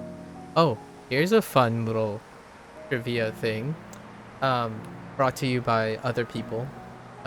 Since I do this a lot, other people like to tell me fun things. Pika Pika. Alright.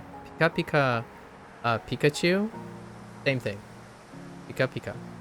It's supposed to be like sparkly, you know, like sparks, sparkly.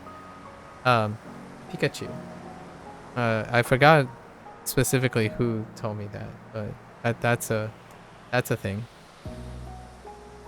And it's always fun to learn those relationships. You'd love to do something with computers. Okay, I don't really have any specific idea where I want to go. That's fair enough. Still young, right? Still young. But many people tell me that the right way is almost always the wrong way, or the one that seems to be wrong at first glance. I don't know yet where I will end up. Okay. I'm slightly concerned where those people are. Yeah, no, I get your drift. And that's probably a very scary thing to hear from someone. Like, what I mean is, it's very unfortunate that that's the like, it's a little concerning to me that it's very common. Like, I don't want to admit that it's the thing that you're saying is very common, or more common than I would like. The idea that you're getting the impression that the right way is the wrong way, and usually the wrong, the ones that seem wrong at first glance, has no way of working out, or things like that. And that is definitely how the internet, like, resources and stuff comes from. Unless you're talking about friends, like people in your life, maybe. Is that also another drift? Am I catching both the drifts here? Because it can also be the people in your life also thinks or does not understand or empathize with the choices made by the younger generation. So, like, oh, those computer things, why not become a doctor or something, that kind of thing, or hone a fine crafts and make, or like produce a product or something. It definitely can go both ways, but I'm definitely getting a feel for both. The right is the wrong way and the wrong can't work out.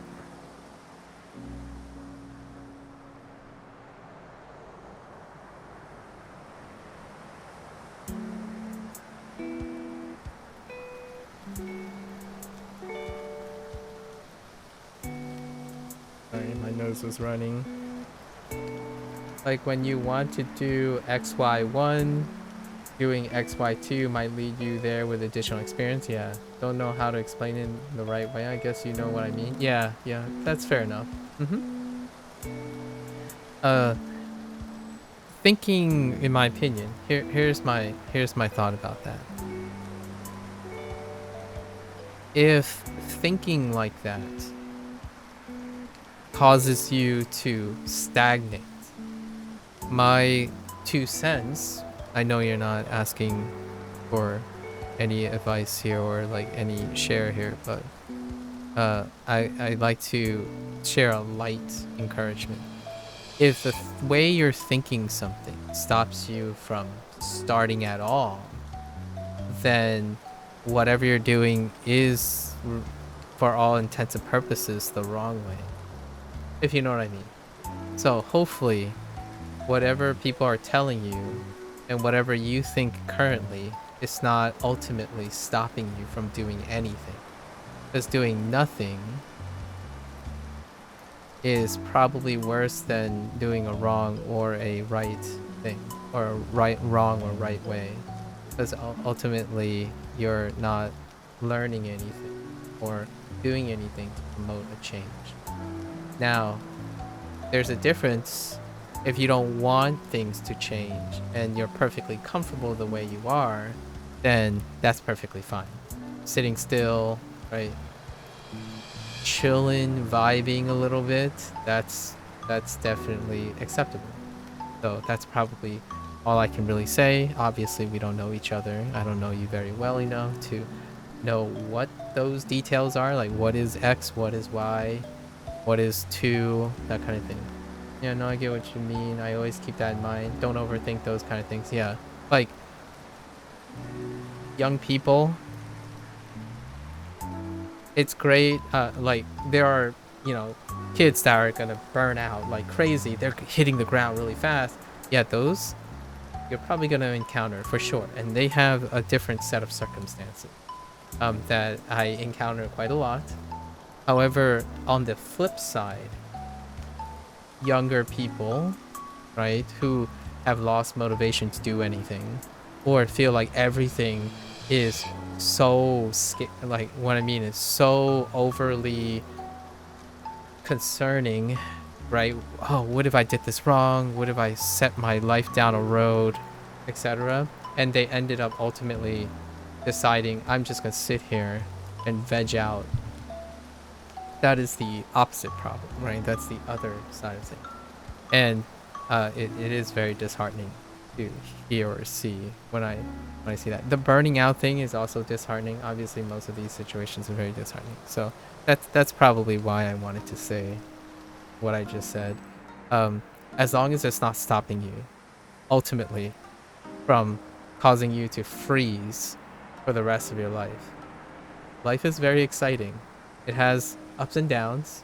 That's why it's very exciting. I know you're going to be nervous if bad things happen, but also with the bad things come potential for great things.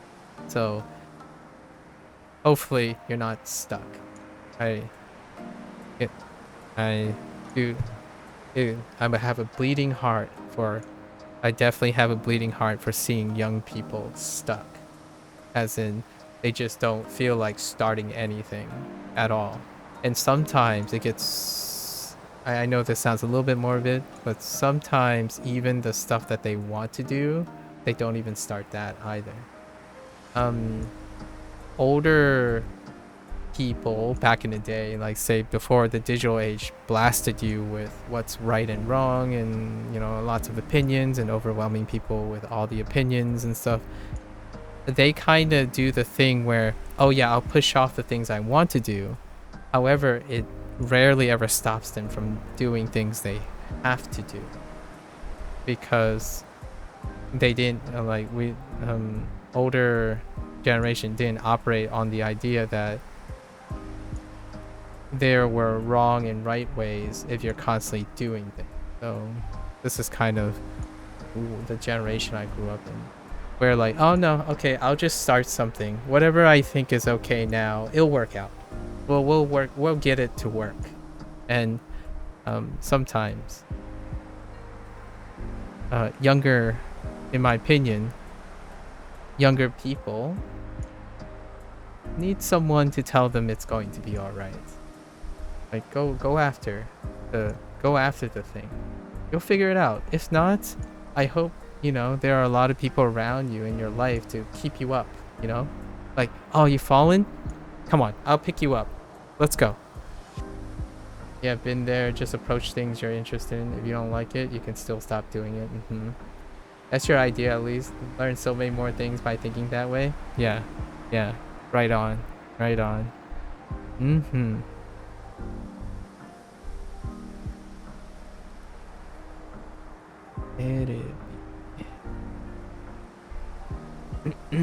Terebi. Okay.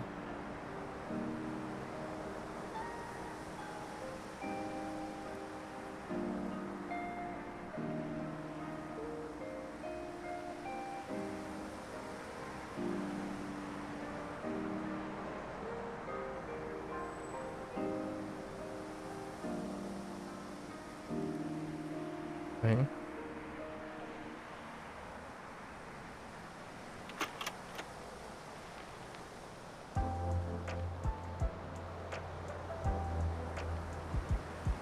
Skeru. Skeru.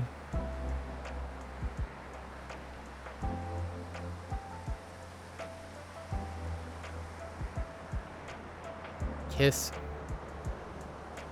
I'm just gonna ask this. What are my top 3 resources for Japanese learners, especially for those beginning to learn Japanese? Got a friend who wants to start their learning adventure as well. Ooh. Okay. I'm very, very terrible at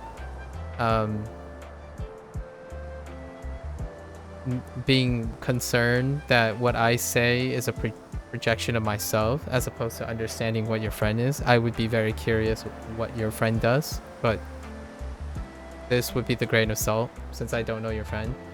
This would be my thing, right?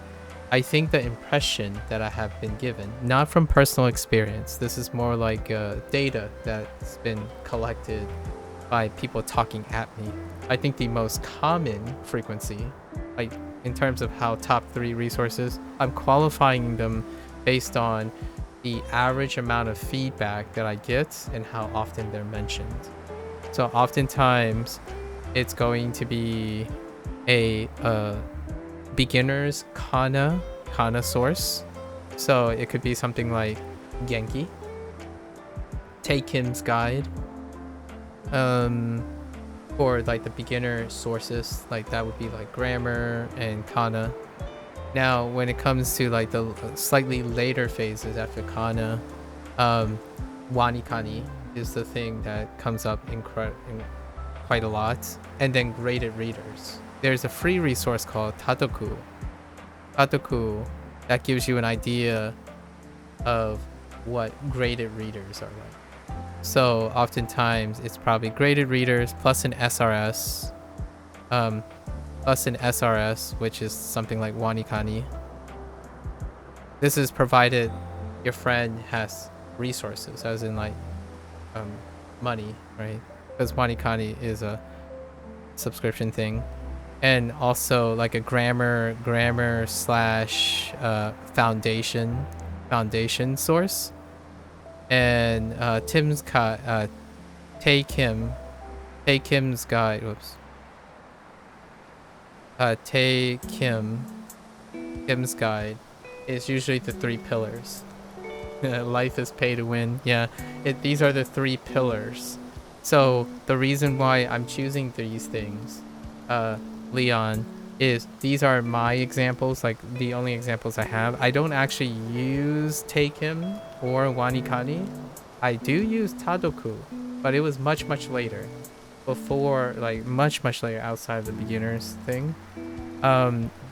So this is not necessarily a reflection of exactly my own experience. It's a combination of my experience.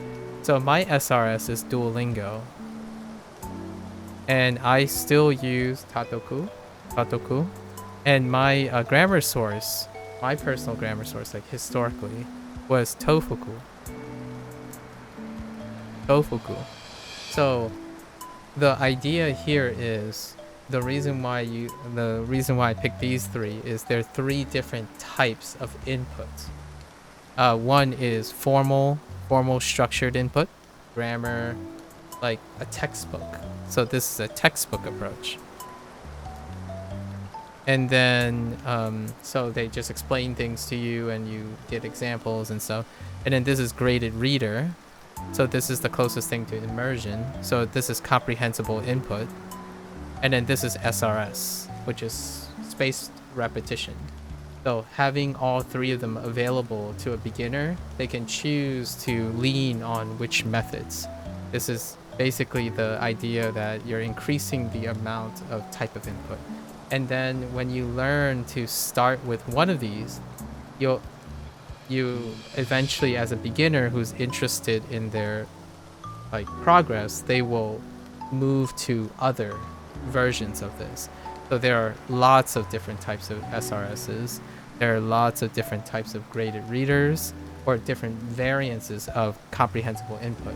Like you could watch anime this way, comprehensible input. There are ways to do that way.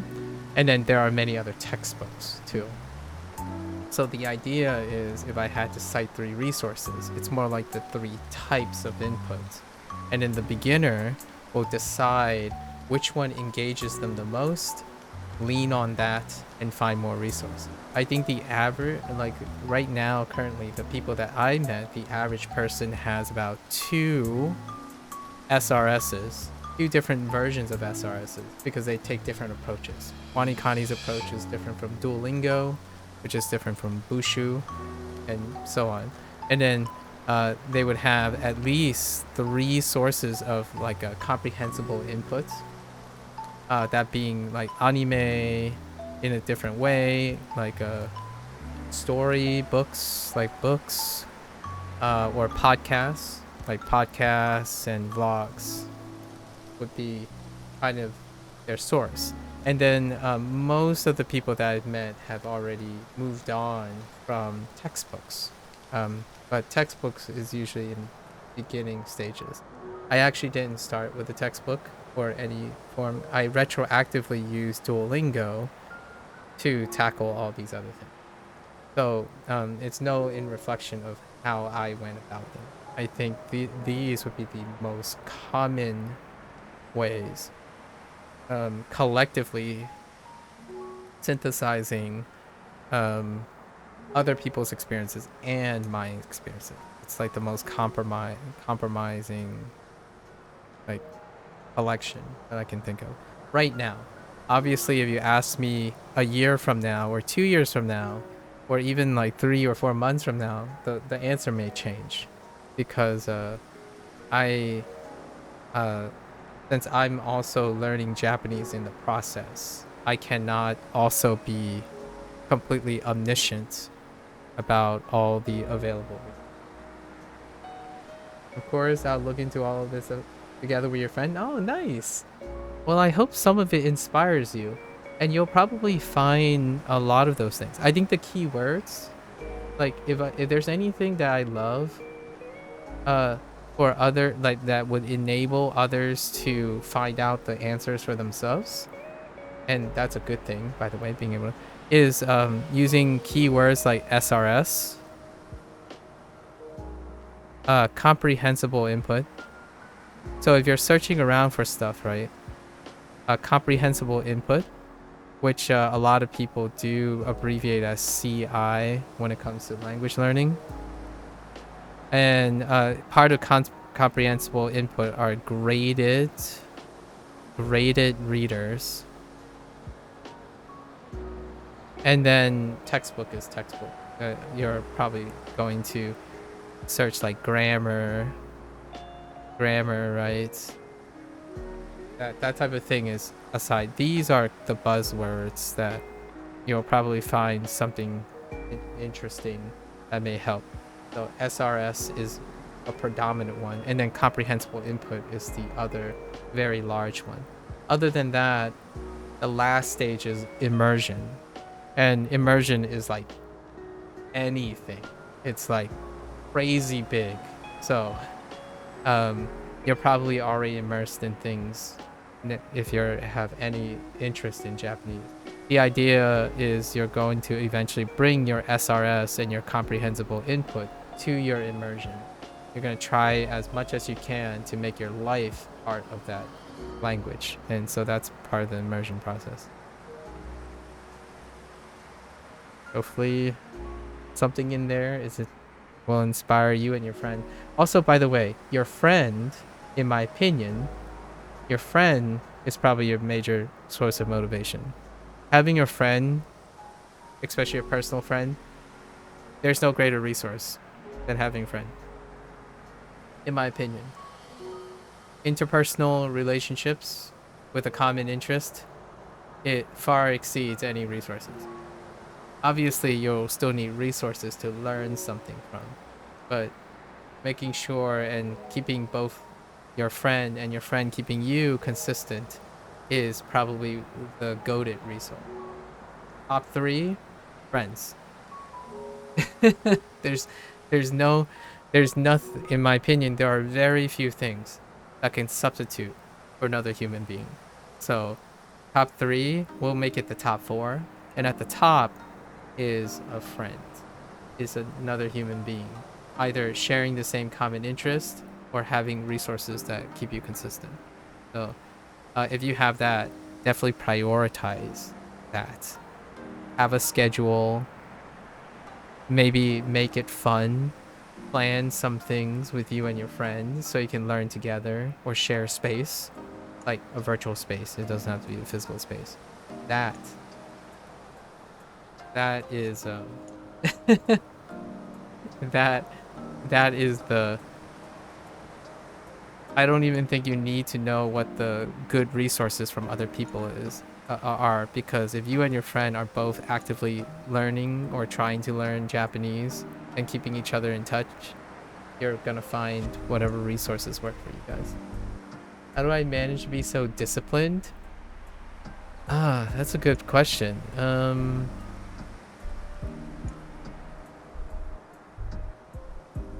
My discipline, I suppose, comes from the desire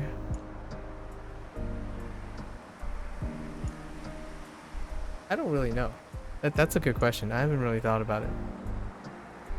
I think the large majority of my discipline came from school.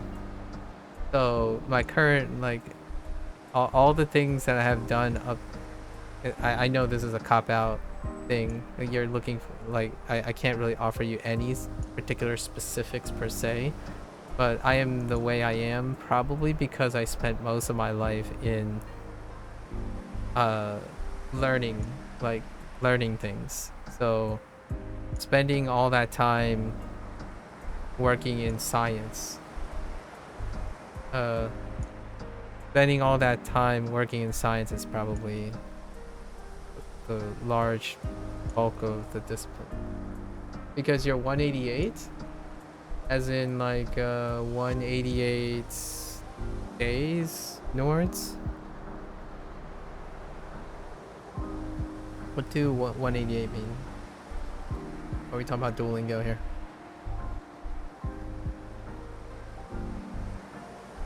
Oh, I'm gonna have to. No, I am. Oh, yeah, for Japanese. Yeah, 188. No problems. Yeah, 188 days. No problems. I don't want to make this sound so trivial, but to me, 188 days does not necessarily hold a candle to spending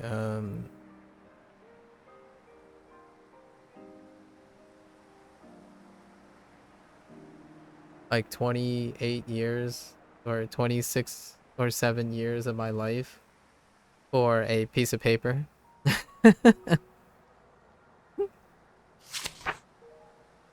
Yeah, pretty much all of my life is in learning. So I have not stopped learning something. The vast majority of my life is in a state of learning. So because of that, I guess the discipline comes from the idea that this is my normal. This is my normal. It's harder. Hear me out. Now, there are things that are terrible that I'm really bad at, which I don't show. I don't have to manage my discipline. However, if you're telling me to chill out and have fun spontaneously and like not worry about people's health and stuff, then I have a problem. So the trade-off is that I don't chill out. So it chill out, have fun. Listen, fictitious. I'm gonna show you a chill out and have fun. So there are trade-offs. There are definitely trade-offs, and people make things work the way they are, right? So let me double check my first set, so then I don't have to go back to this set for the next 3 days. I'm just double checking, making sure that I didn't miss any strokes.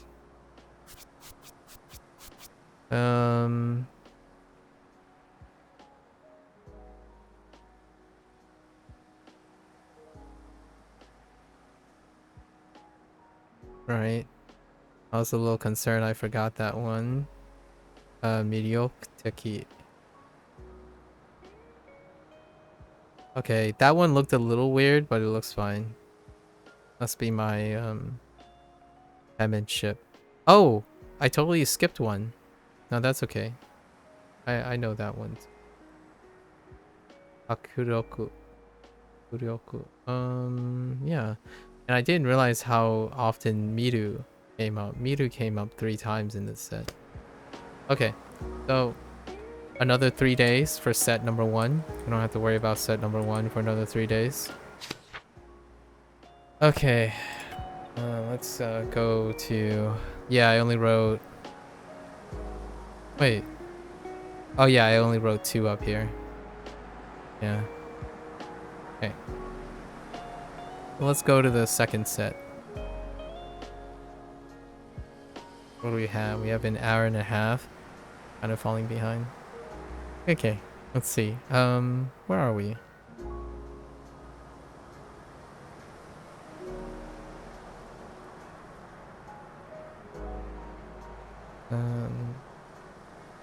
Okay.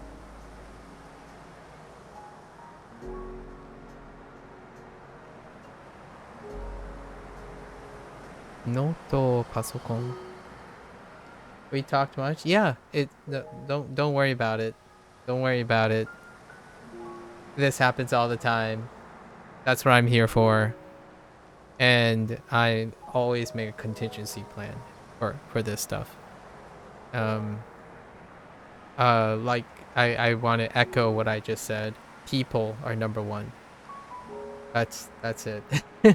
I don't think there's it might sound incredibly biased, but to me, I'm at a stage in my life that people are always number 1. It's not anything else.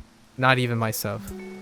I think I come on stream with things to give, not things to take. So otherwise I wouldn't be voluntarily doing it. Right. So I'm always here to give, not receive. I don't expect to receive anything. So, my time is the most precious thing that I want to give, and that's kind of why I'm here. Otherwise, you know, I could just turn off the stream and study in a brooding closet somewhere, you know, lights out, get my night vision goggles on. I'm just kidding. Perfectly alright. I don't want to make anyone feel like, oh no, I didn't get the stuff that I planned to do today done. It's not really like that. Noto pasokon.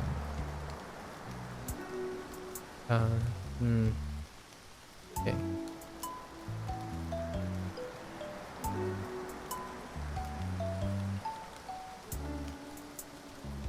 Right. Skeru.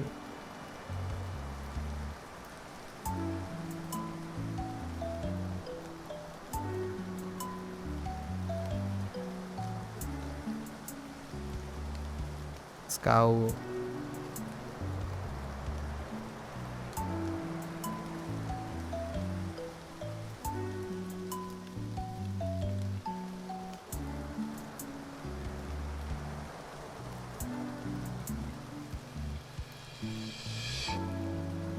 ダウンロードする I enjoy talking with you. I love the follow. We'll probably check out the stream more often. Just bear in mind that I mostly lurk. Oh yeah, no worries. Trust me. Lurk away. If there's anything I would love to hear about every once in a while, well, I like to challenge people. Here's my open challenge to you. Live your days. Do the things you want to do. And I would love to encourage you to write down the things you want other people to know that you did. Like things you are proud of, things you think you are interesting. And every once in a while, I would love to hear them. Because if you don't have anyone who's already interested in hearing them, I certainly am. So that's probably my open challenge.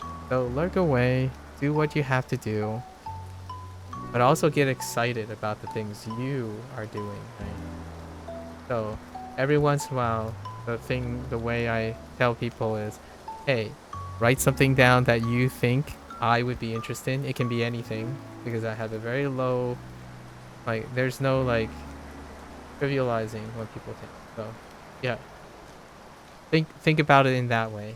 Like, oh yeah, you know what? This app is so awesome. I discovered a new app, and it's like, I wonder what MAKU would think. That's the thing. That's the trip.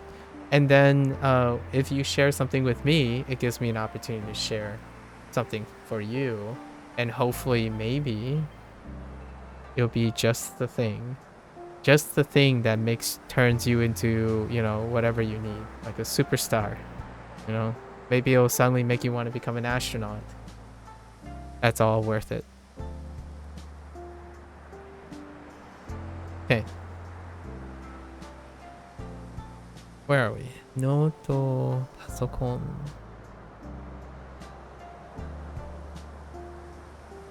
Oh.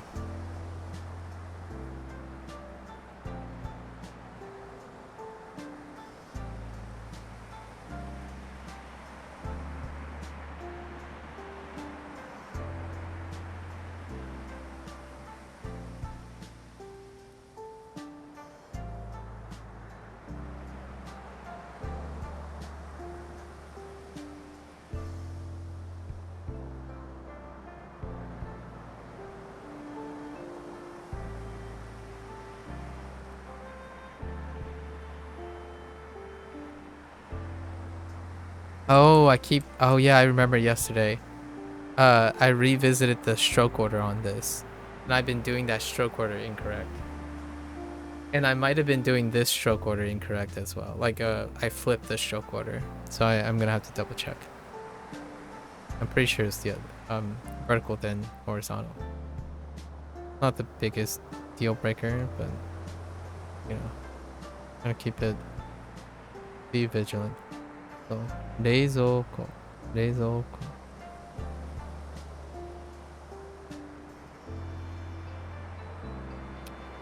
Eh? So, 冷たい.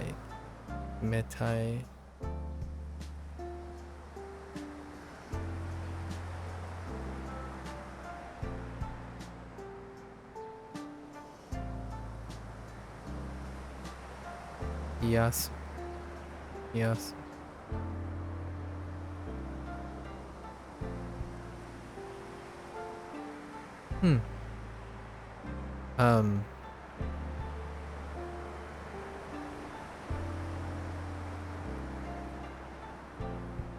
Ireru. It's probably Ireru. Hey.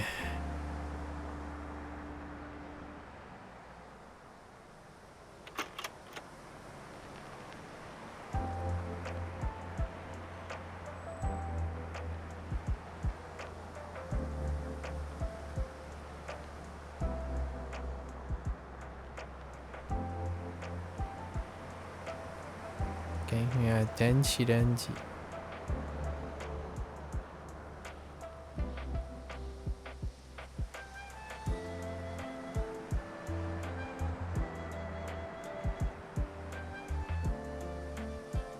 温める。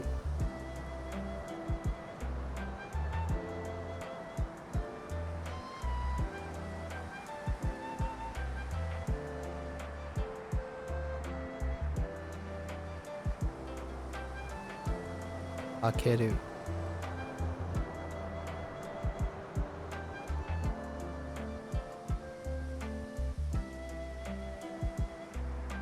閉める。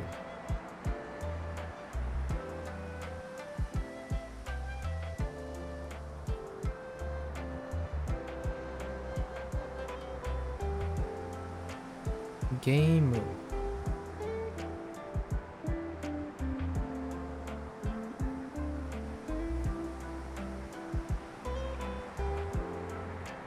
楽しい。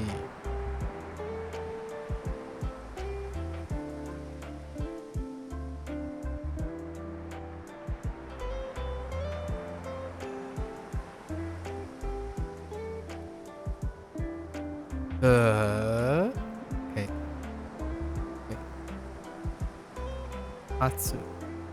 熱。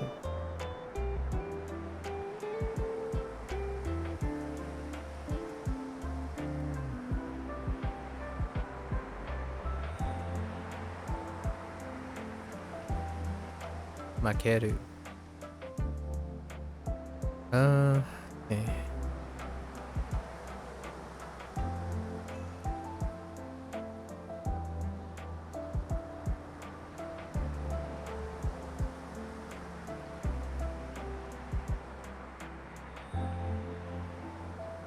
チーズ。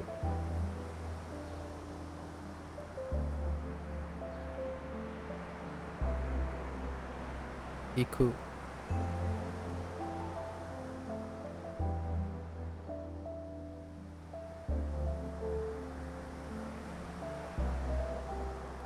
探す。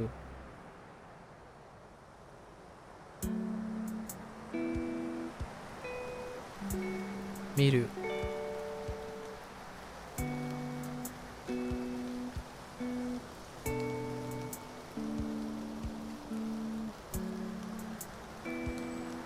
本屋。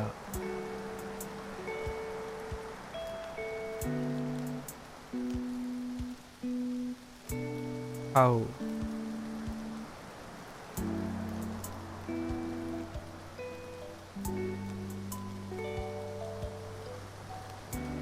読む。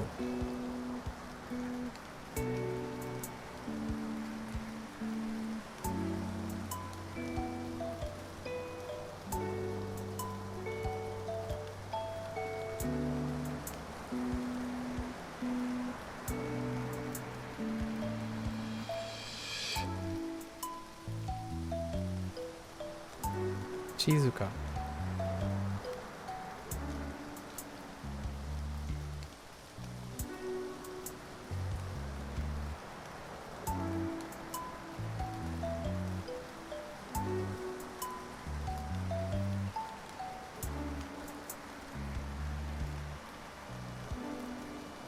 雑誌。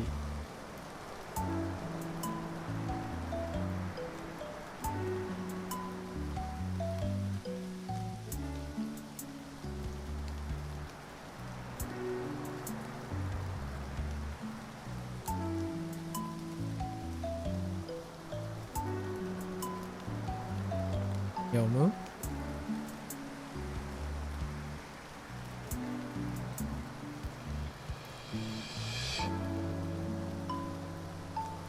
新しい。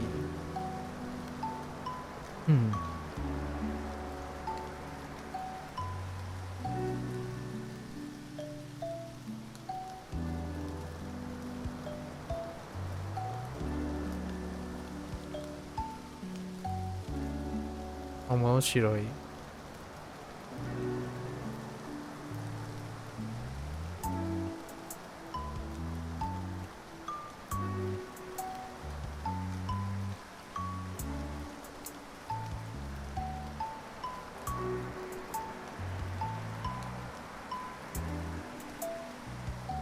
echoing.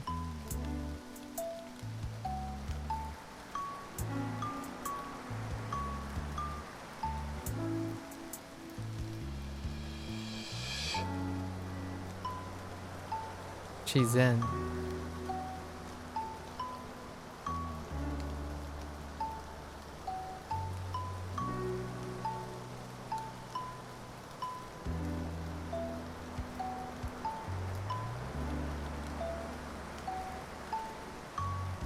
Kakureru. Kakureru.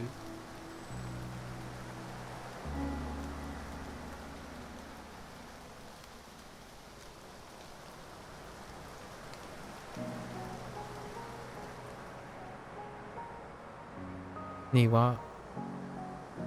Okay, let's double check our second set.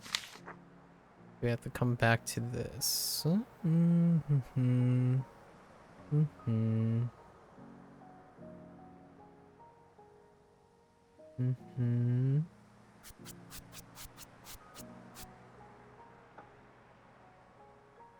Mm-hmm. Kireru. Mm-hmm.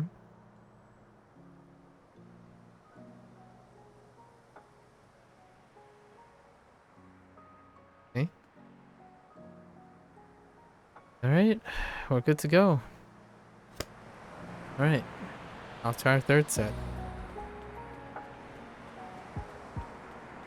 Wait, our fourth set. So we're over halfway. Halfway. Yay. Alright. Yay.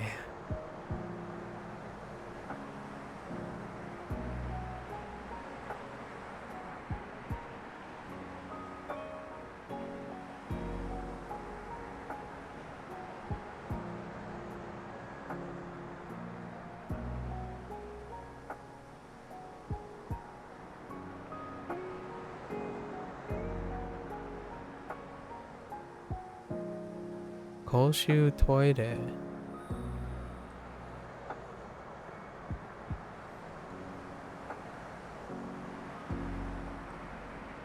Iku?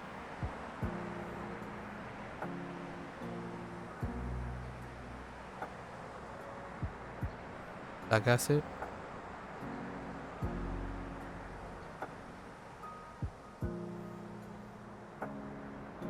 Bendy. I'm rushing a little bit. That's okay.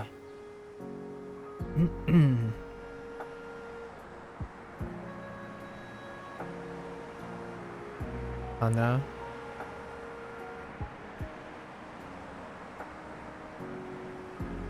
Kirei.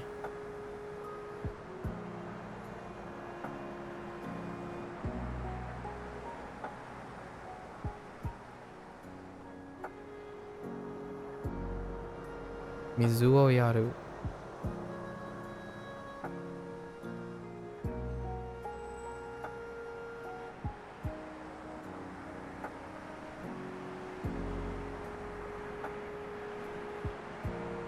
Saku.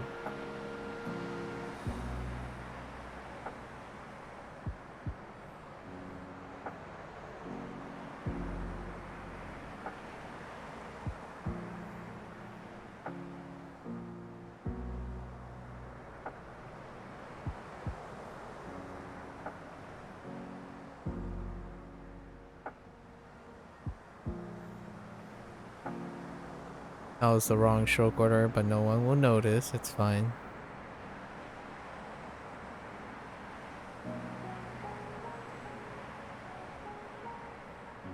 Shh. No one knows.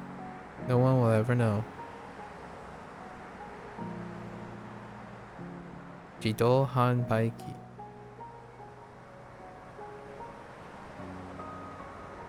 What's in it? Okay. So I have Bendy.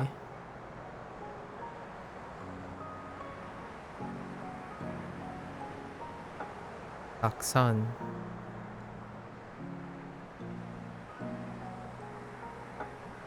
Yasui. Okay.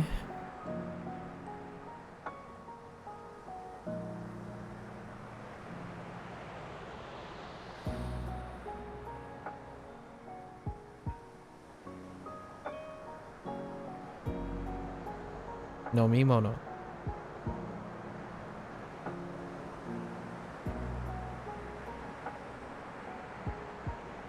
Nomu. Getting sloppier. It's fine.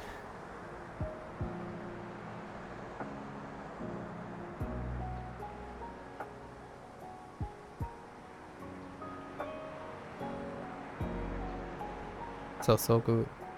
Sosoku.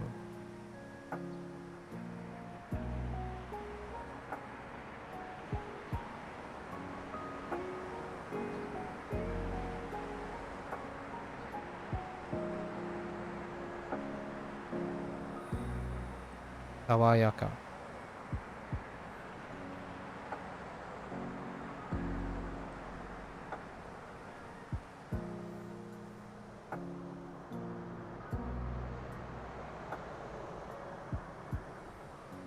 Omibako.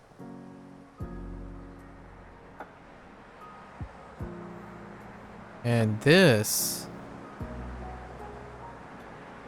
because of Duolingo, my stroke order is corrected on this. Well, the way I wrote Kitanai was actually not accurate from my site on this. So Kitanai is finally accurate.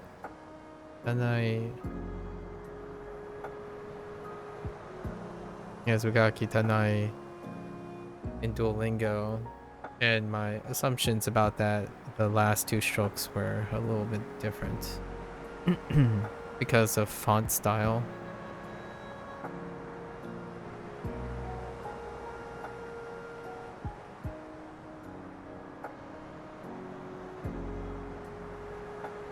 Ippai.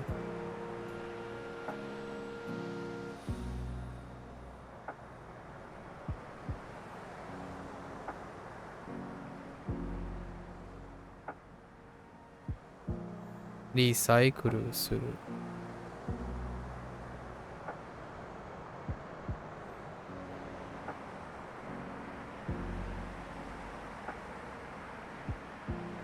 Neko.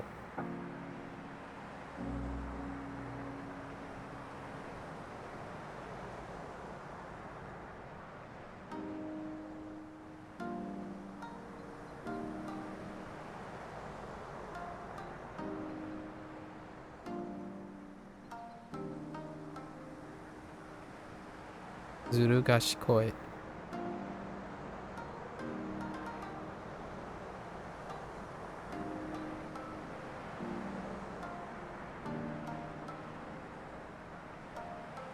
Out.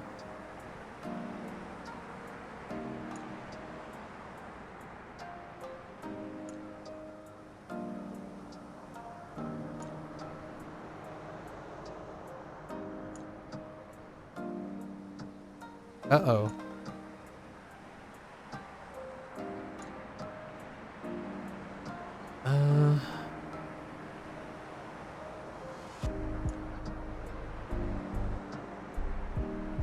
I don't think there's a left radical. I think there is a left radical.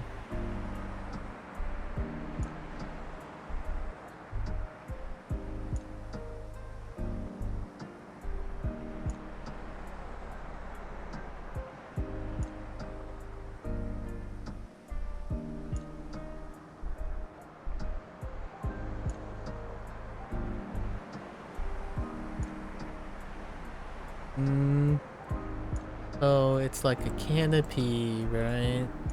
A canopy. I don't think there's a left radical though. Oops. So canopy.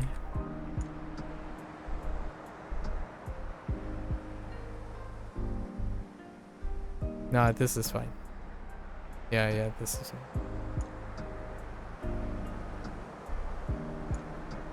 Kawaii.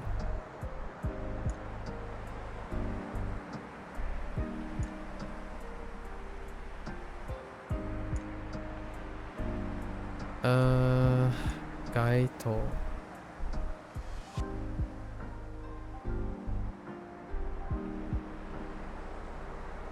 Gaito.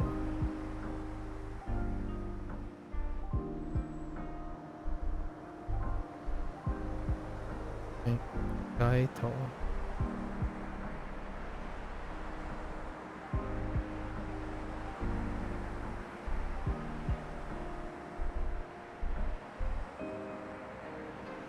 Osoi.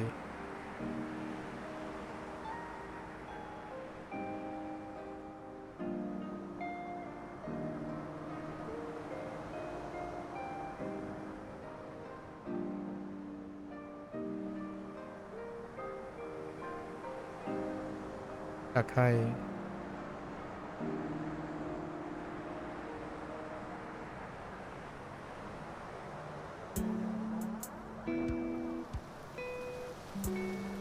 Arui. Akarui. Akarui. Arui.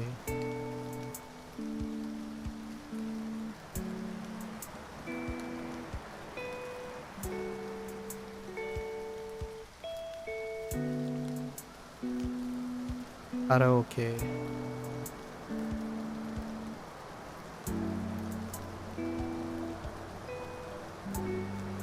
Warau.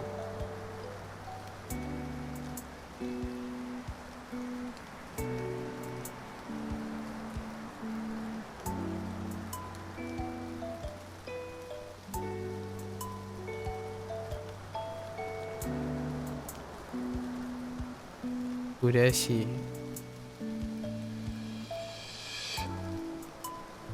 That's kind of gross looking. It's fine. It's a little bottom heavy.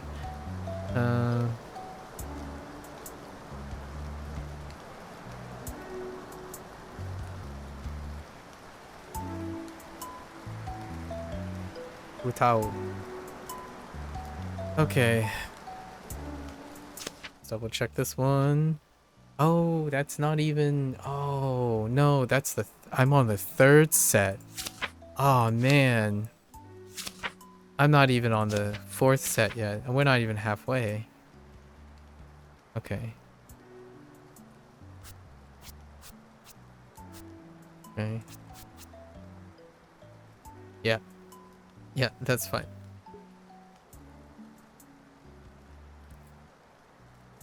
Okay. Yeah. We're good.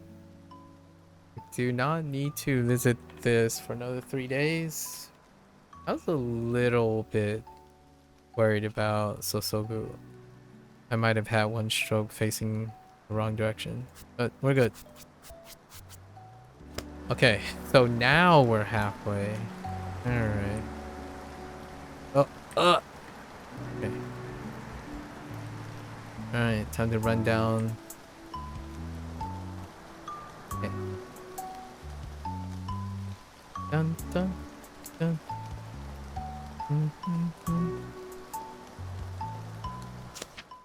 Oops. Okay. Alright. The more we cover, like, the more accurate we are, the less we have to review for tomorrow. And then tomorrow is our intro day. We get to intro a new set and get to take pictures again. Okay.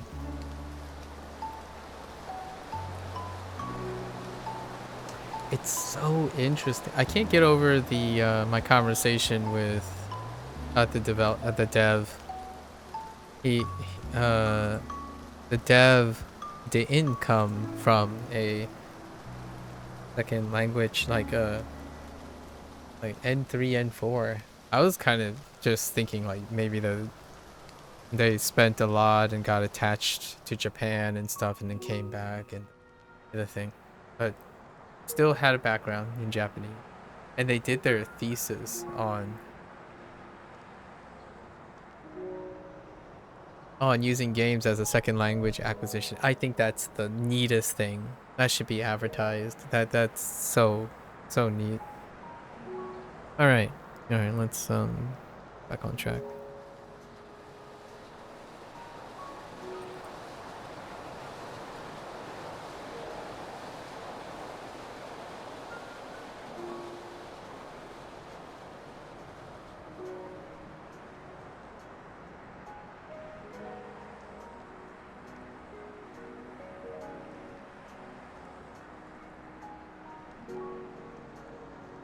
Hobby shop.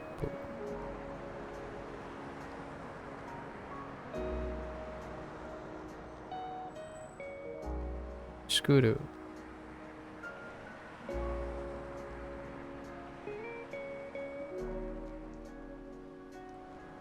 Hey, sorry, I'm like smiling because I never really thought it's very humbling, but I never really thought I had the chance to talk to devs. And it's been so long since I've been talking about devs where it's pretty humbling when I get that opportunity. Not only did I get that opportunity once, but I got that opportunity like the vast majority of the last 2 weeks. It's a really humbling experience.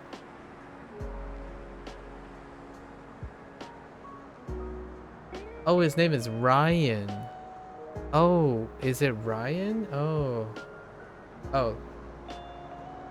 Oh, I totally got his name wrong. Oh, my bad. I just remember Peter for some reason. Ryan, oh, wait, I should know his name. In the Discord channel, he uses Ryan. Duh. I just realized that. Oh, he uses real name in Discord, of course. Yeah, Ryan, that's right. Yeah, I'm in the Discord server. I totally forgot. What? Who's Peter then? Who am I thinking of in terms of... Hold up.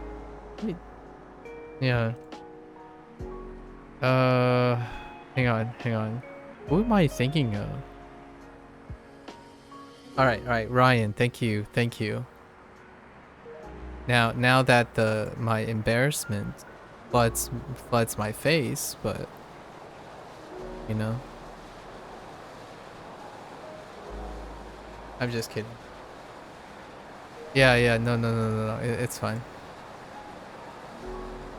I don't know who I'm thinking of at the moment. It's very difficult to figure out. Oh, I know. Because of his last name.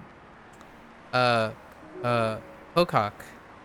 I was thinking like, oh yeah, that kind of sound. I was thinking of his last name. I was like, it starts with a P, but I'm thinking of his last name, Ryan. Yeah, Ryan.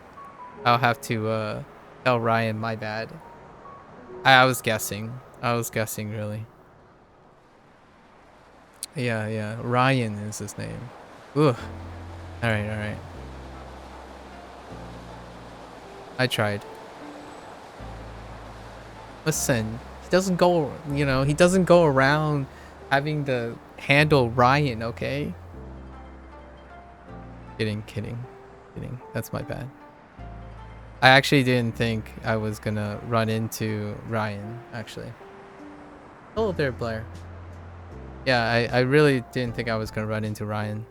Most of the time, the only time I have expected to talk to devs is when devs approach me.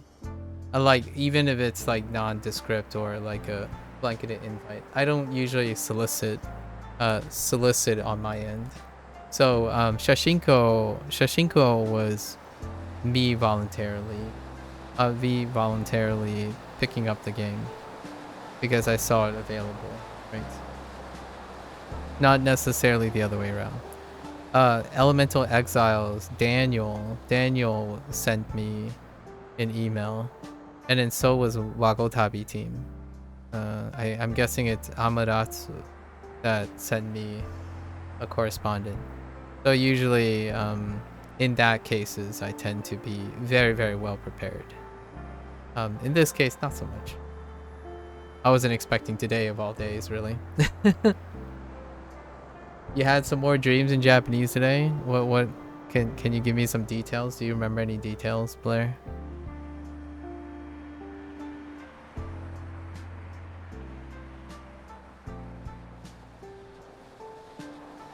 Scooter.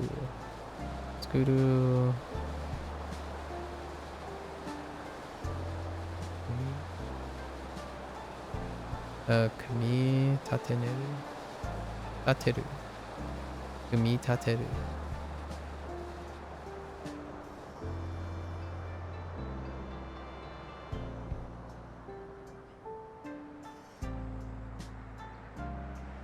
There was a house and a school and some kind of immortal, you think? Oh, that's certainly an interesting combination. Or is this a Japanese thing? It kept looping the same scenario with slightly different things each time. I see. So where does the Japanese come in there? Kumi tateru.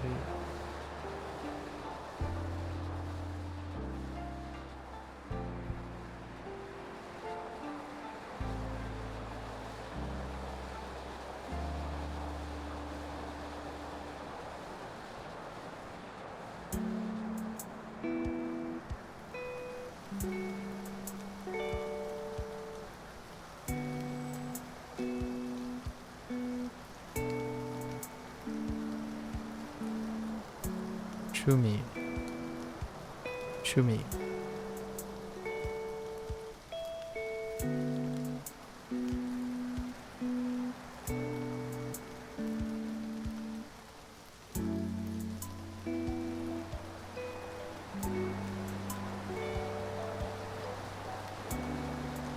It's kind of funny, but Ryan definitely didn't correct me either.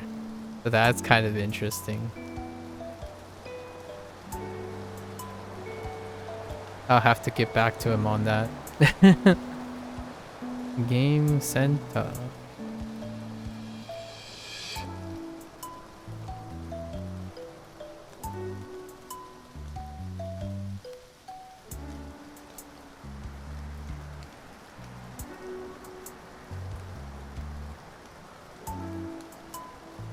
Urusai.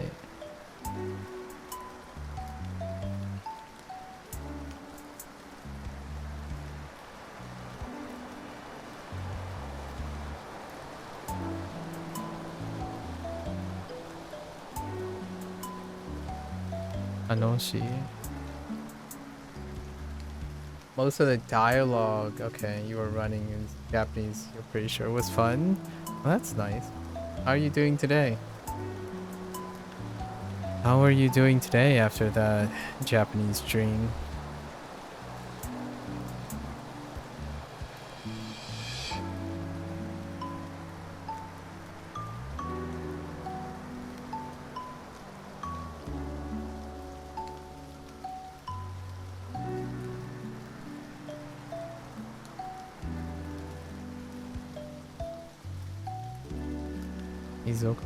Asogashi. Wait, no. That's why that sounded so weird. Asobu.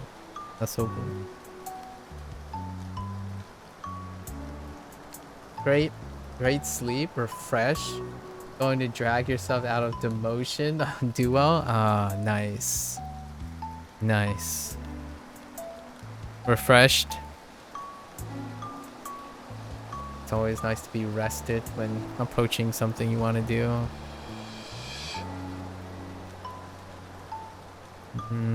Where am I going for this? I think we're going to Jitensha.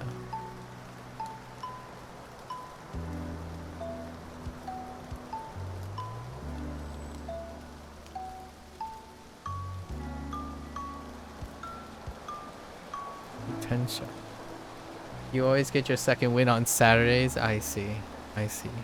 So business as usual. You gotta love those second wins.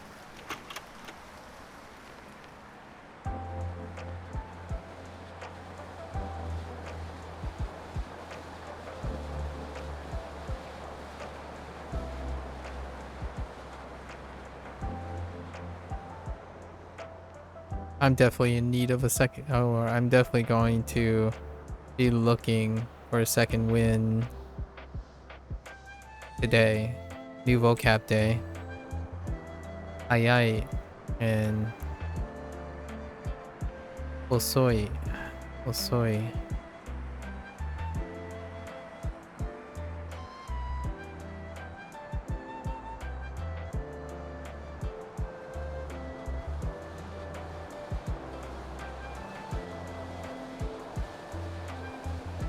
Noru.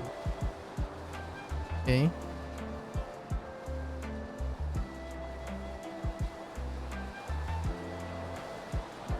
Hmm.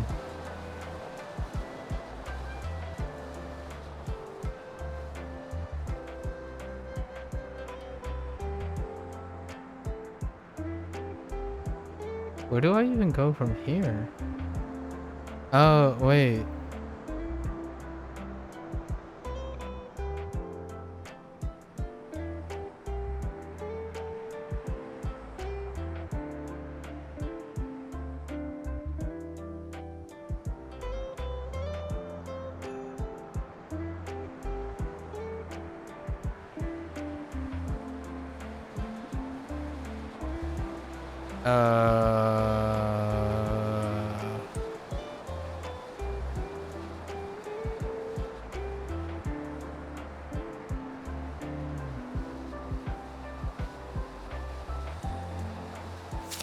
Whoops. That's not the right. Huh.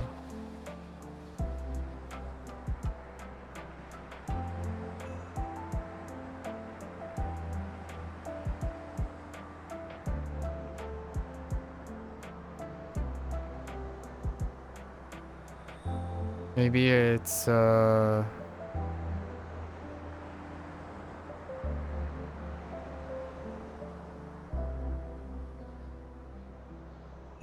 McConnell script.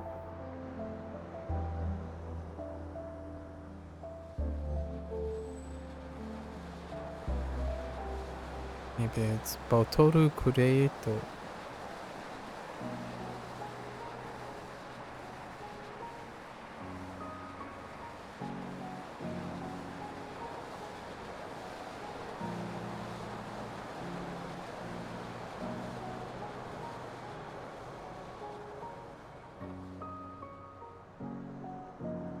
Akobu.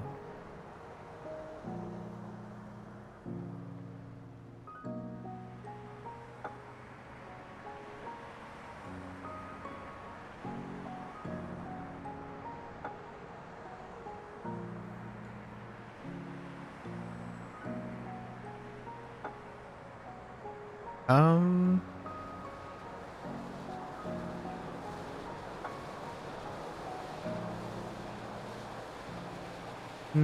This seems out of place. I'll just stick to it.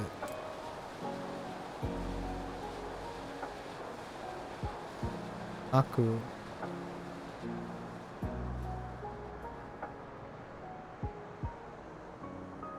And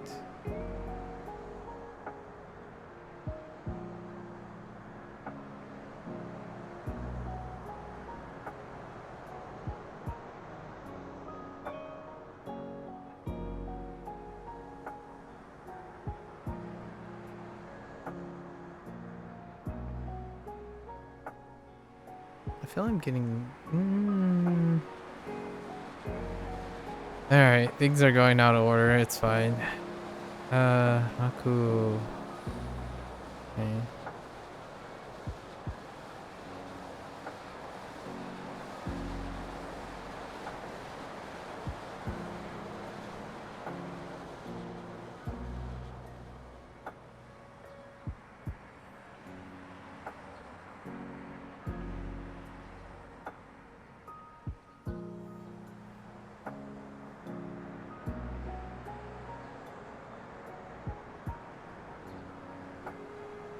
Oh yeah, no. No, no, no, no. This is not the one. That's okay.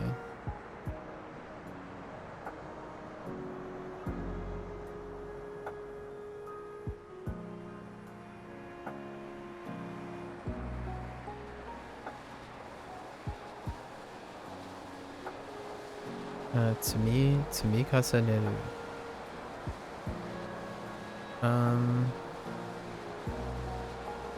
Oh, it's probably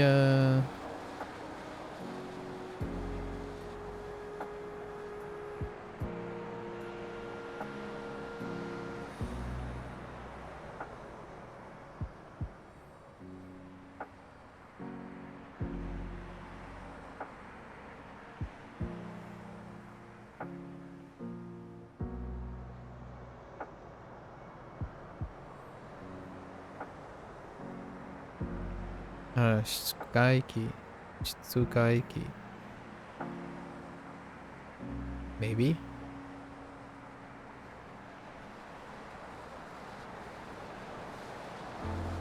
Okay.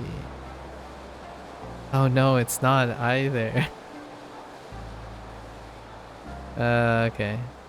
I guess we'll just write whatever is part of the set. And we'll negotiate. Omoi. Omoi. Imawaru. What else is part of the set?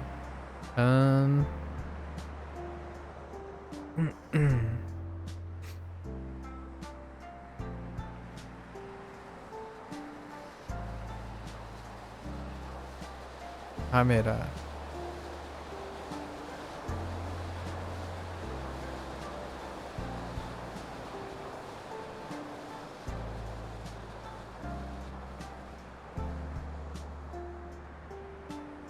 Toru. Toru.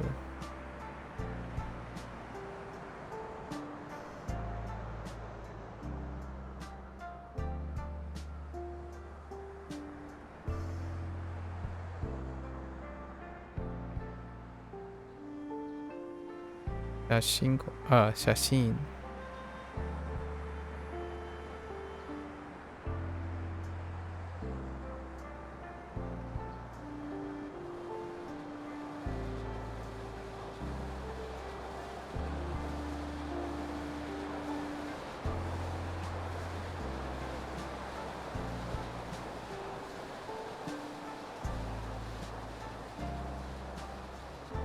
Tatsuesu.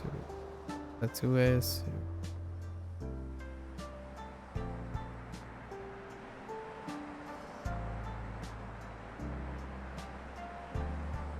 Oh, we're totally going off script.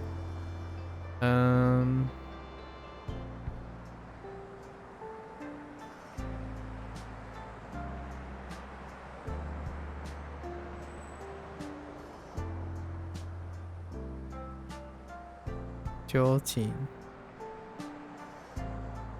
Jojin.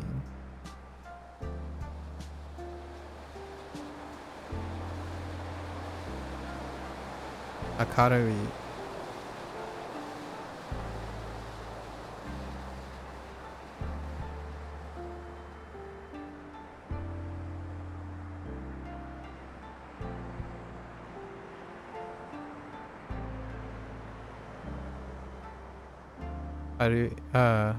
Harui. Harui.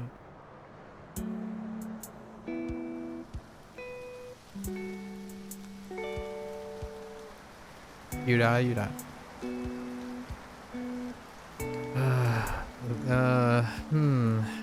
Something is missing here. I just have no idea. I'm getting like things mixed up. So maybe I should write all the other ones in that alleyway.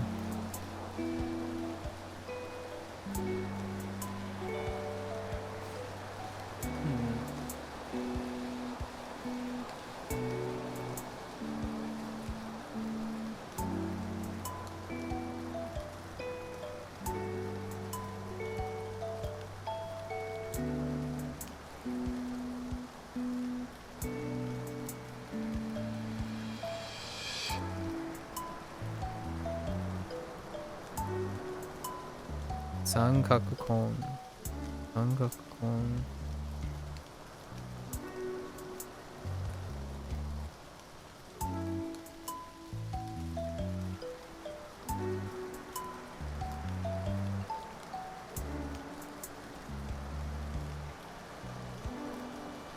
Ongata.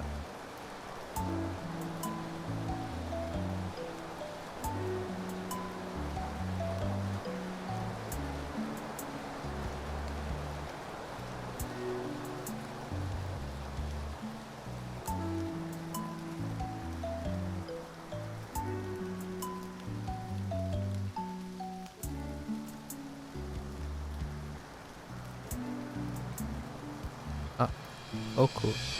Oku.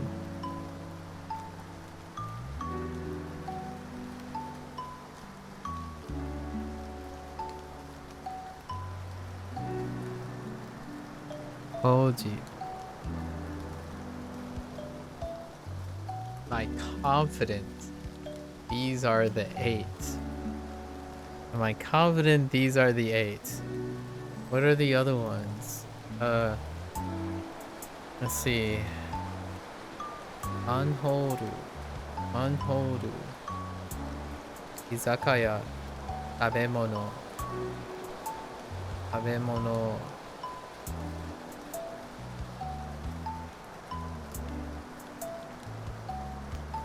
Sumaho.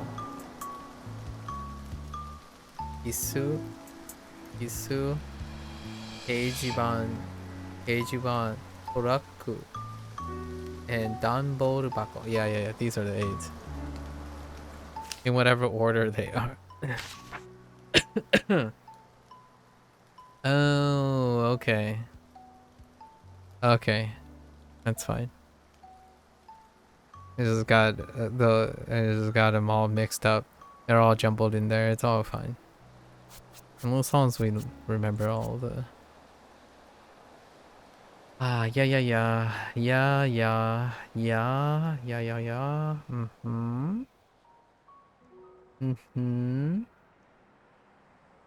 Yes. Oh, wait. I think I totally messed something up.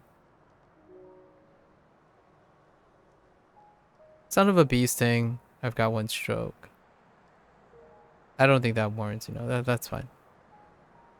I even noticed it before, and it's okay. We'll tolerate 1. Okay.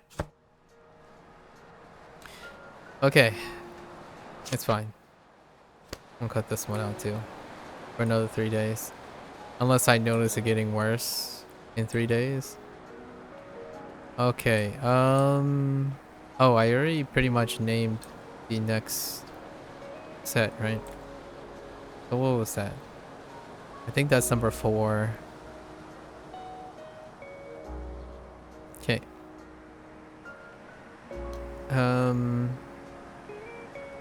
Really quick. Come on, let's go.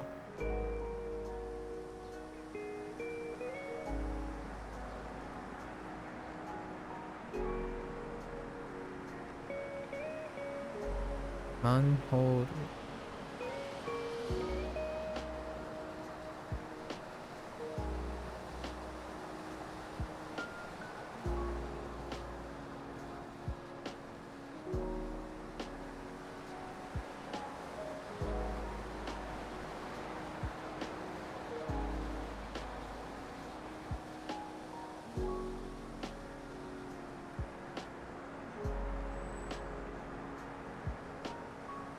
Inzoku.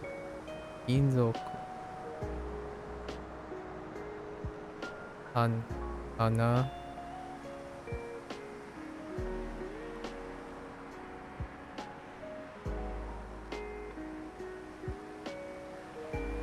Marui.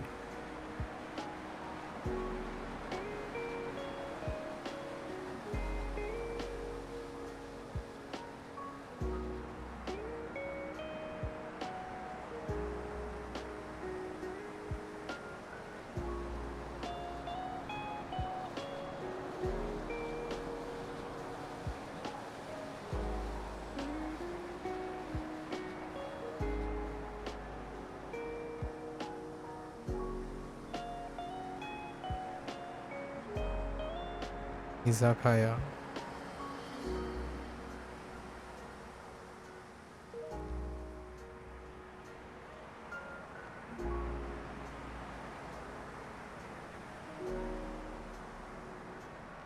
Kanpai.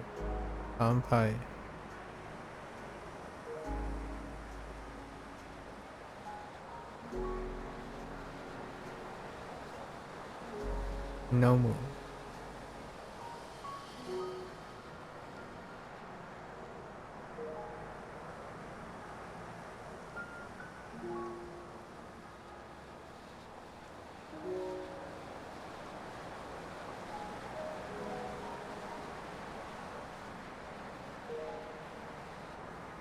Okay, ゴロ。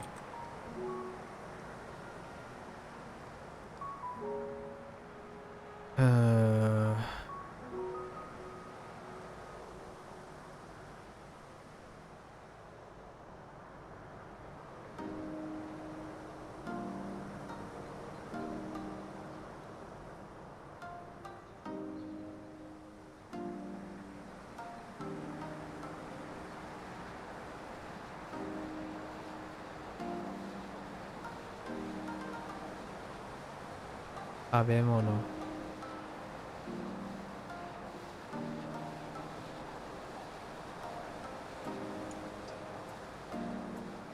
食べる。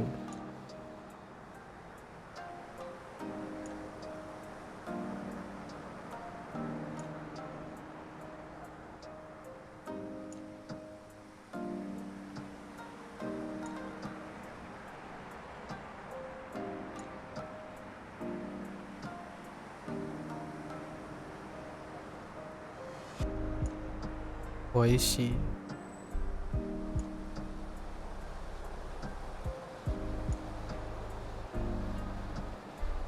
辛い。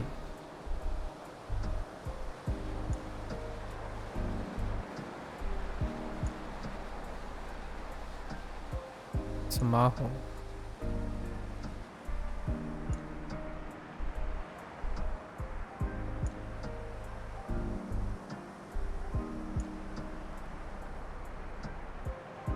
かける。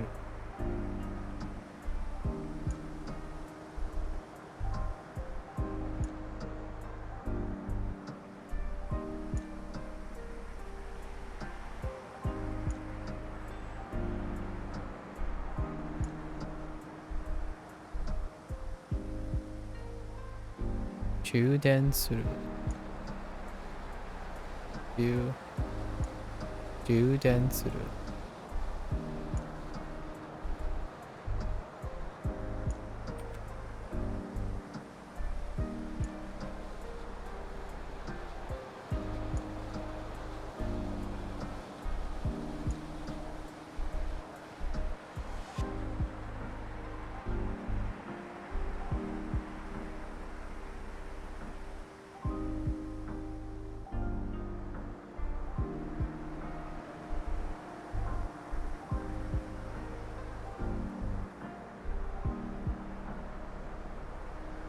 電話番号。電話番号。Okay.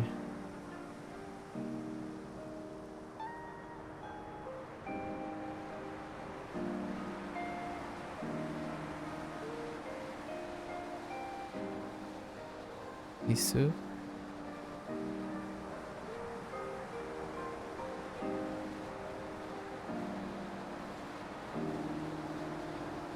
座る。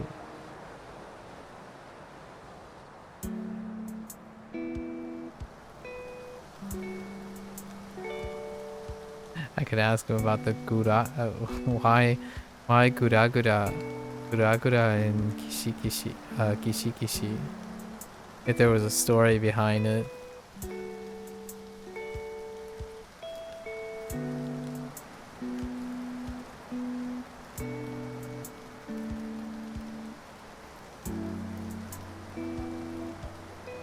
So many questions. Okay.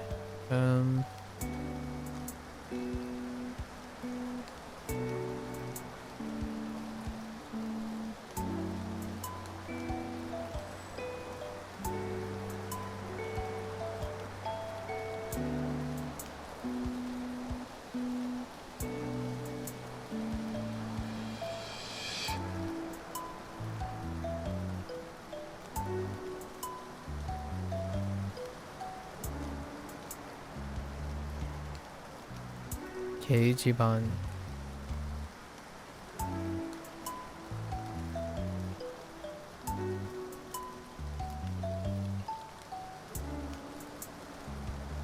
Yomu.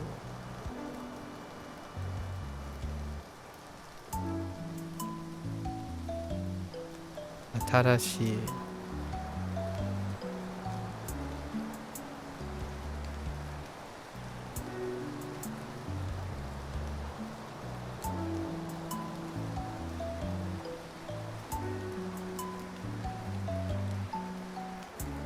Skyru. Skyru.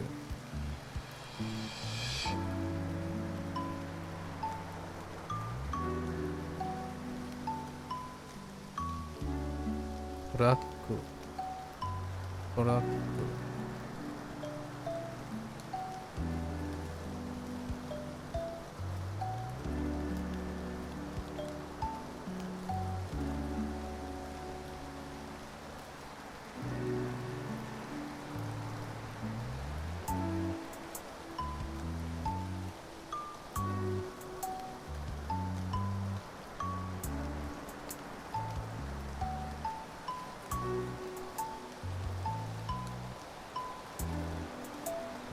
Unten suru. Unten suru.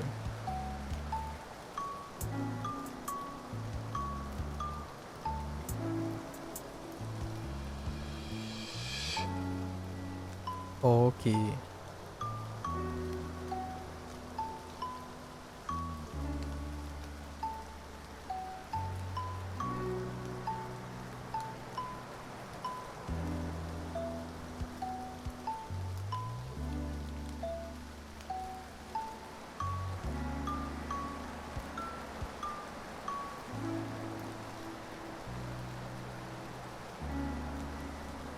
Todokeru.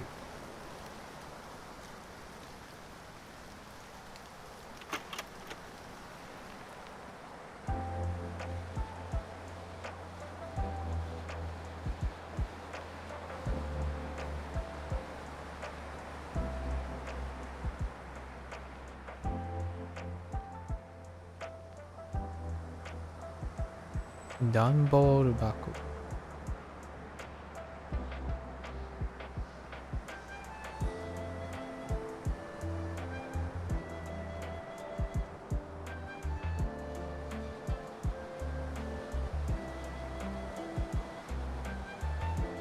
Shumeru, sumeru. Sumeru.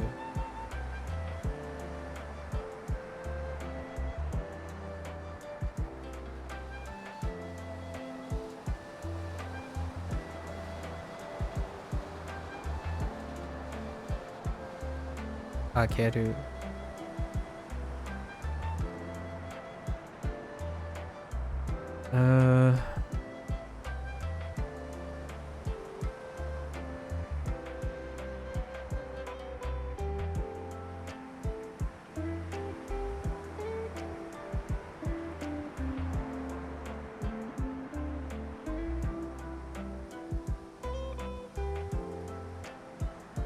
Akobu.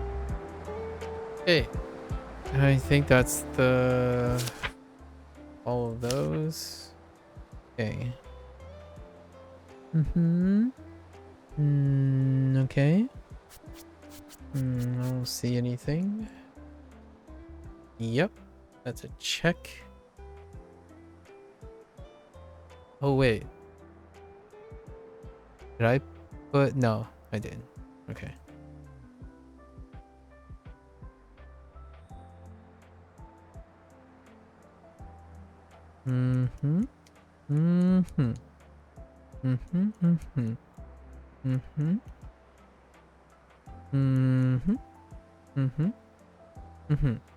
Okay.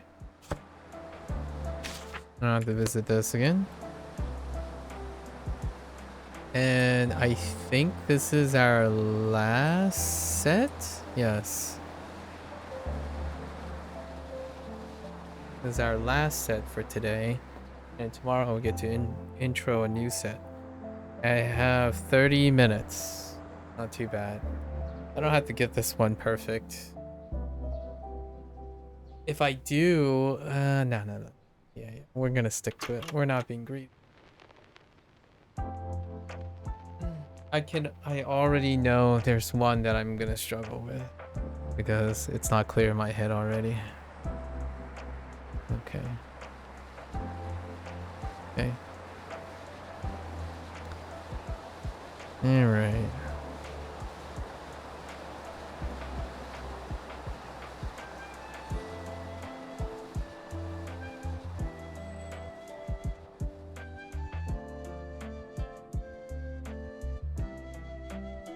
Kabam. Kabam. Okay.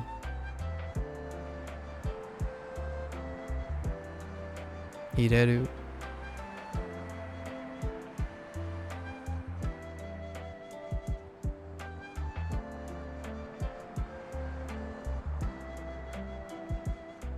Dasu.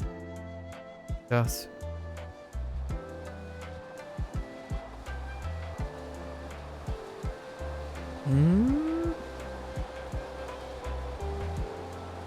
Oh, I forgot this yesterday.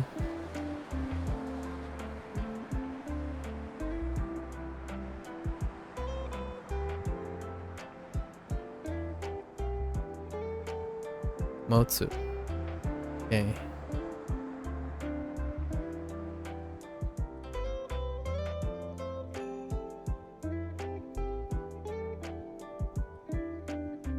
Where are we going from here?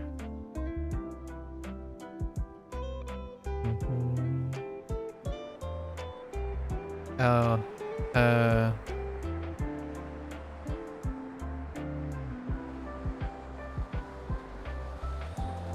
no.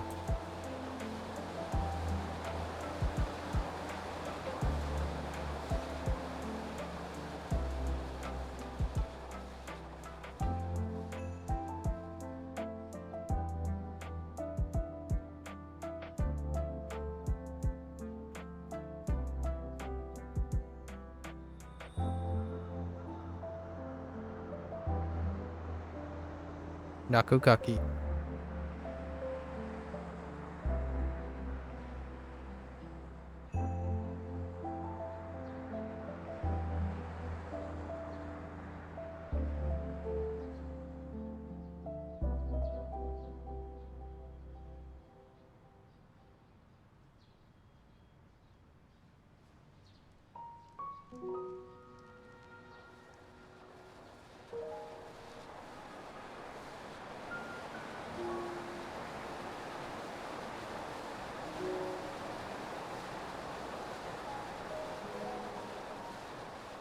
Not like this. Ah, oh wait, I know.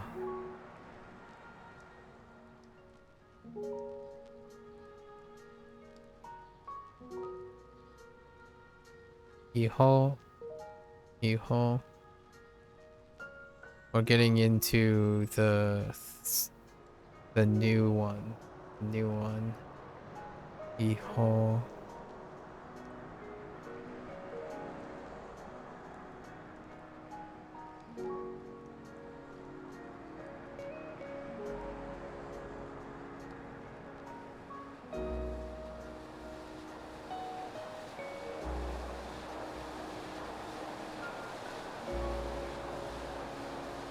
Aku.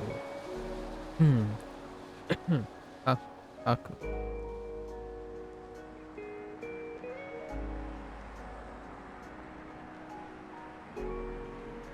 Arafuru. Alright, so I was a little bit distracted 2 days ago too. We met a Japanese native and had a lot of conversations. I was reading a lot of things. So not quite sure if I'm gonna remember the next couple. How well I remember. He did correct me on a couple of things, which made it, those things are really vivid. Okay. Where are we going from here? Come on.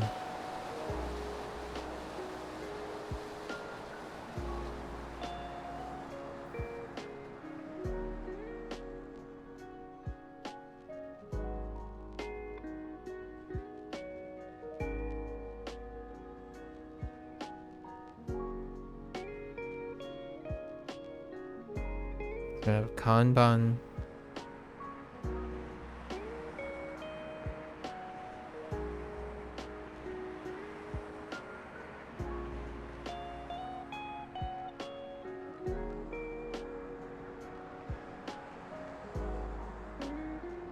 Yomu.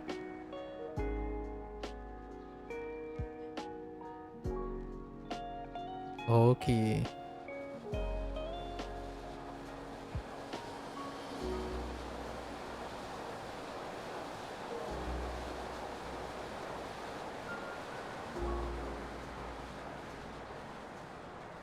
Namae.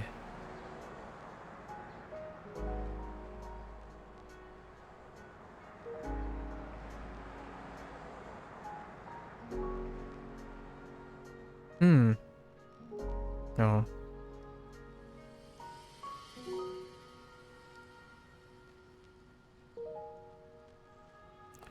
Suits case.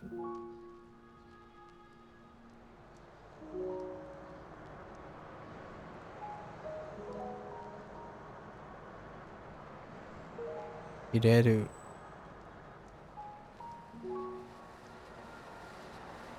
Dasgen.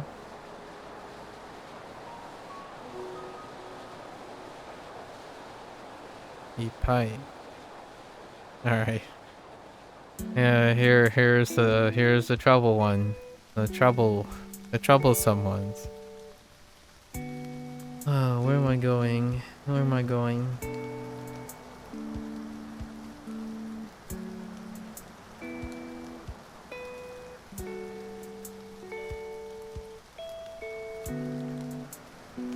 I don't quite remember what the... Or... Spin around.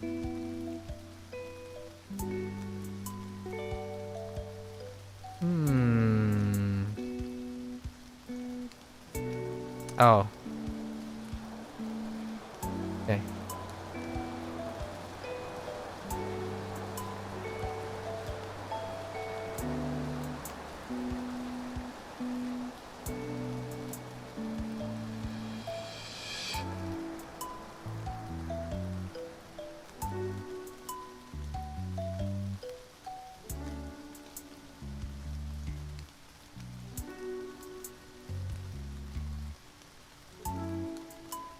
Zol.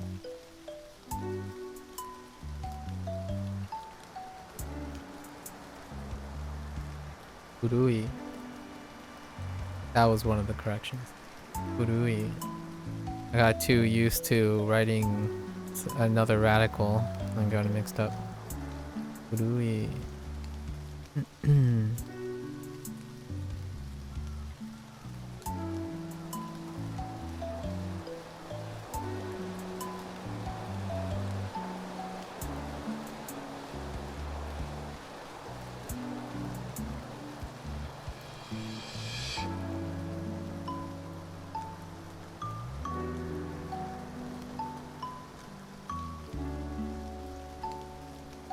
Rekishi. Rekishi.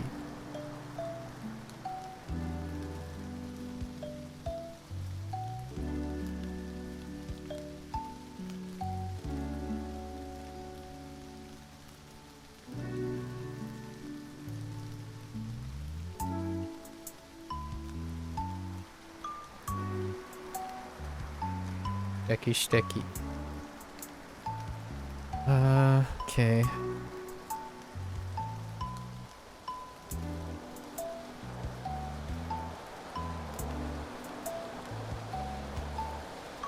Postal. Postal.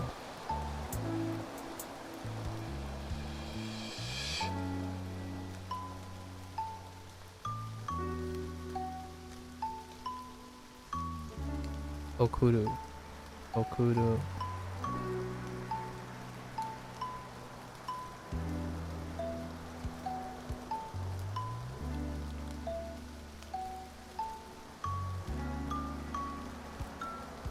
Orokeru.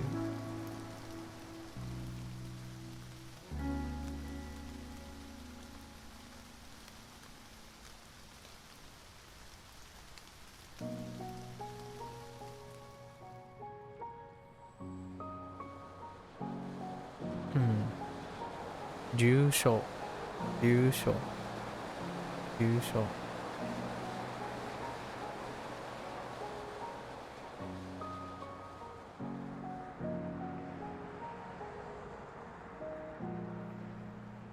On. Okay, alright. Use my emotions, right? Use my emotions.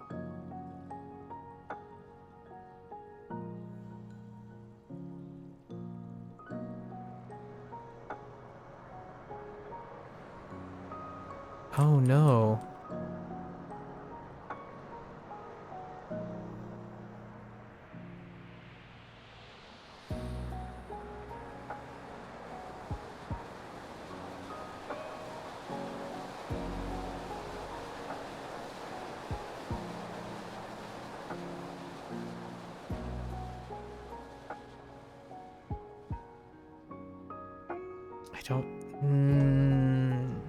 I don't know if there's something on top.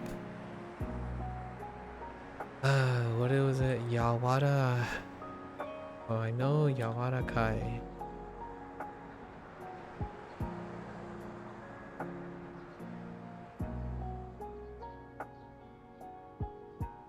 Okay. I got it. I remember this. It's fine.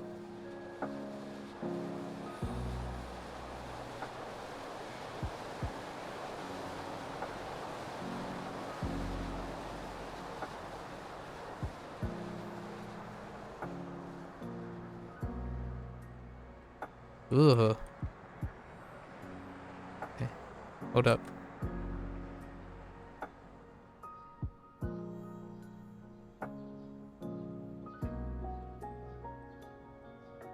Yes.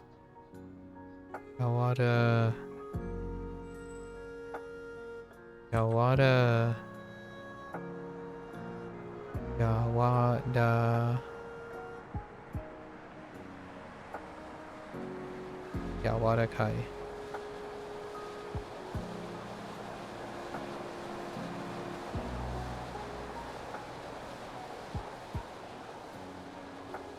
Oh no. Got Yaku. I think I got Yaku too. No, I got it. I know what Yaku.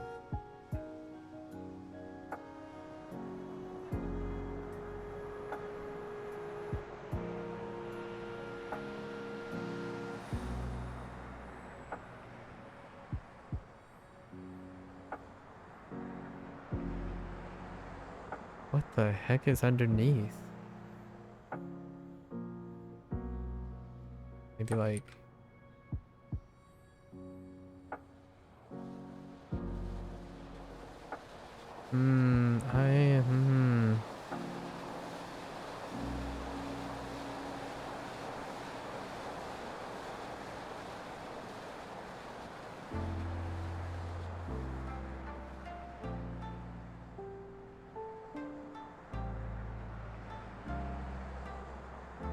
That looks fine.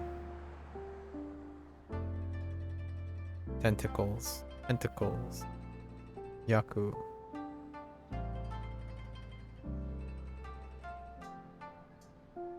What's the last thing?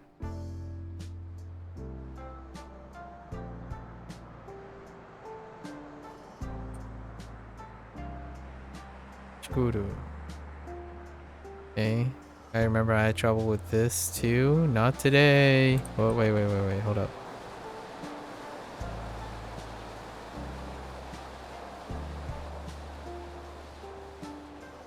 No. Maybe it's... I actually have to check the stroke order on this one. Yeah, I'm gonna have to check the stroke order on this one. But Kashipan...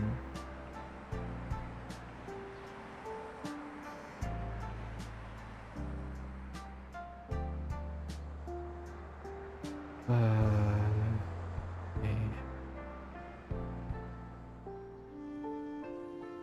I might...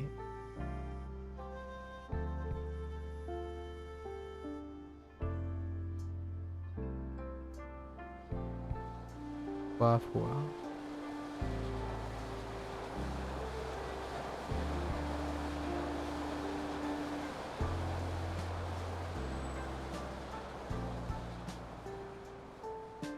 And Kari Kari. Oh, we have 16 minutes left over. That's actually not too shabby. Look, let's check. Yeah, is this our current one? Yeah, this is our current one. So now we're officially... Not officially. We're like a little bit under a third, right? A little bit under a third. Yeah, I want to check Kashpan. Pretty sure my stroke order was fine.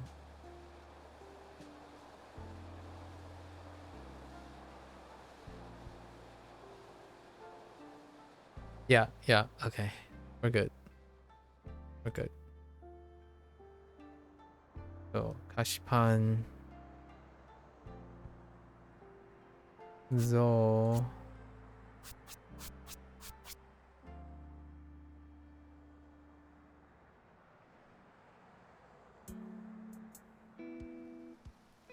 Wait, which radical did I use for... I hope I didn't use water. I used water! I didn't mean to use water here. Like, wait a minute. Okay. I struggle with two things here. So we're definitely keeping this on. It's from last week. Or it's from the last rotation. So it's all good. No alright,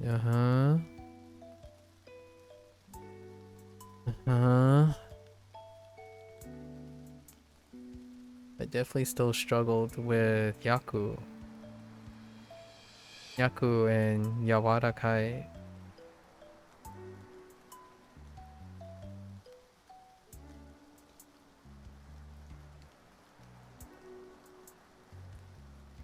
Do it one more time? Let's do it one more time. About 14 minutes.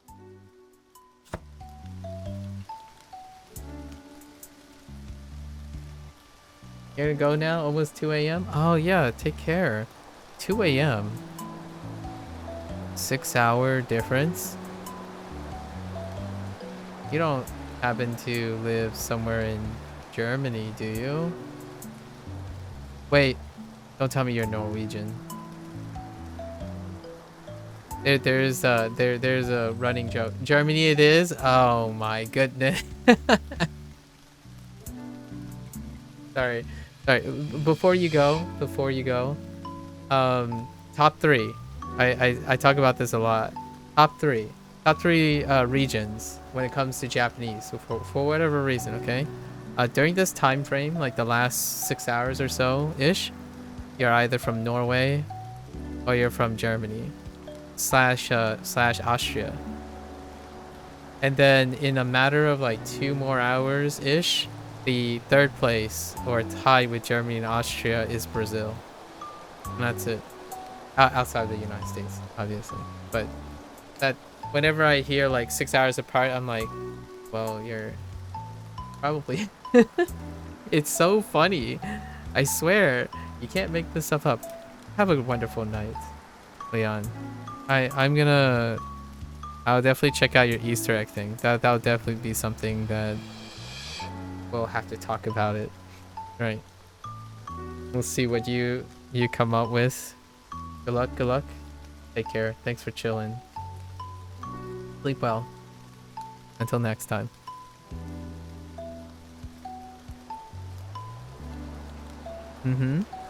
Oh, I'm sure I'll like it. No worries.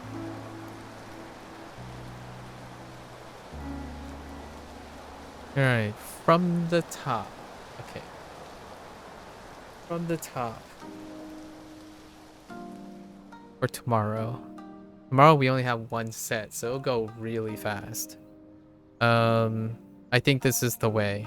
This is the way our SRS plans for Shashingo extraction commences. Okay. Alright, let's start.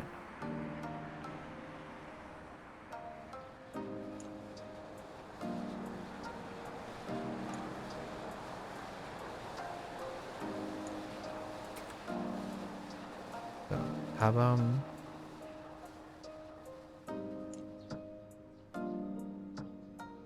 Ireru.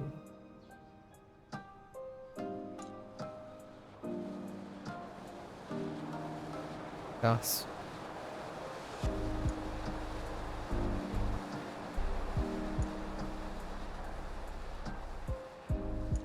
Motsu.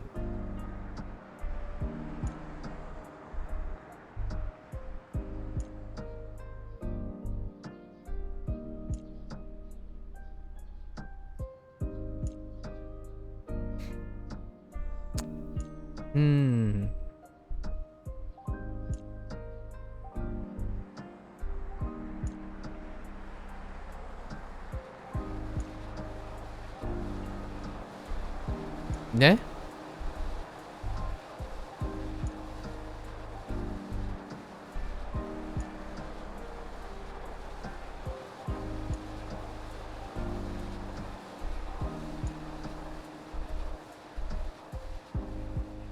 Oh, jeez. Okay.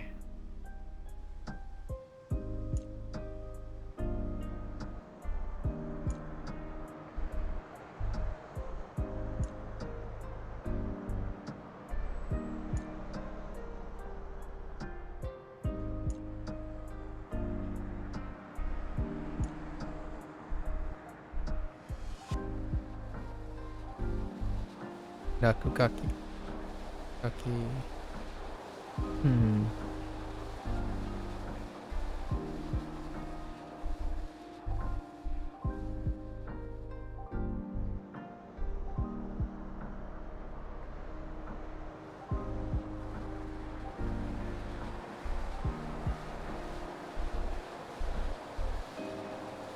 Iho.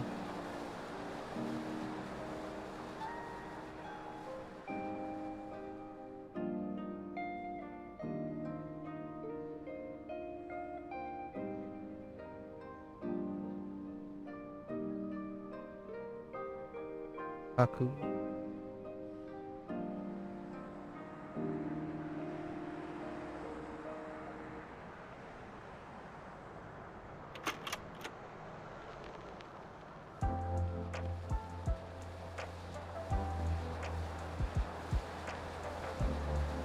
Harafuru.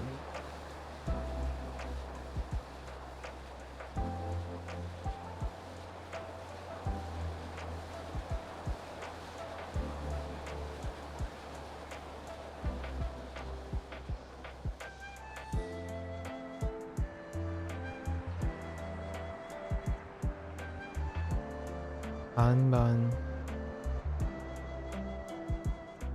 Banban.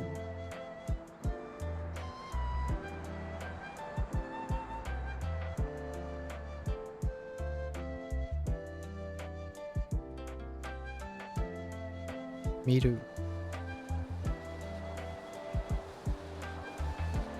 Eh? Okay.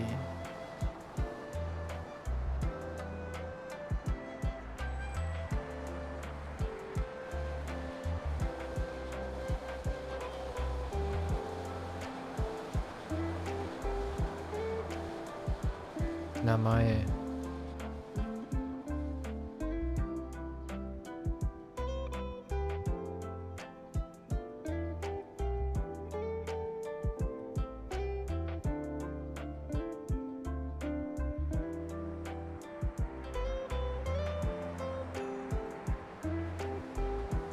Suitcase.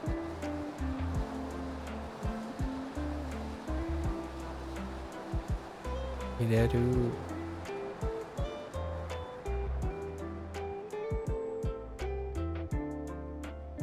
Gas.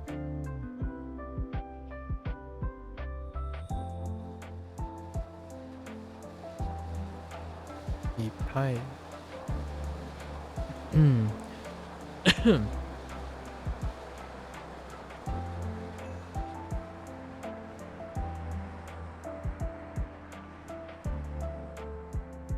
Zo.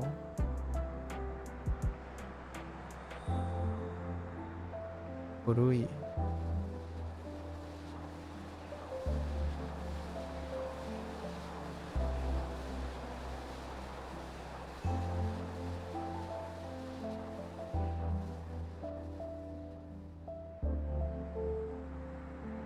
Rekishi.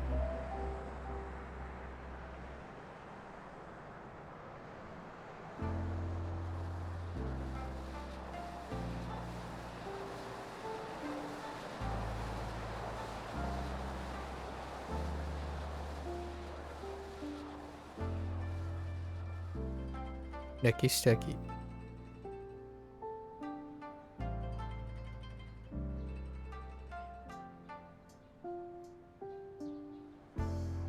Postal.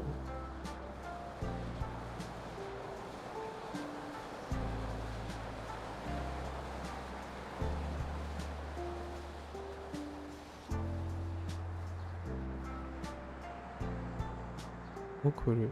Okuru. Okuru.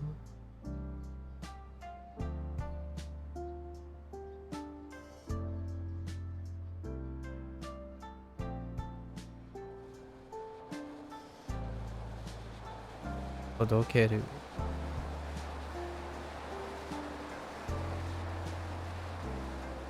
This is the error I made. Oops.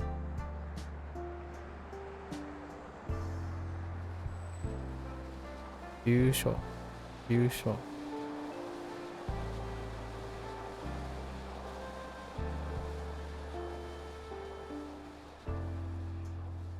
On.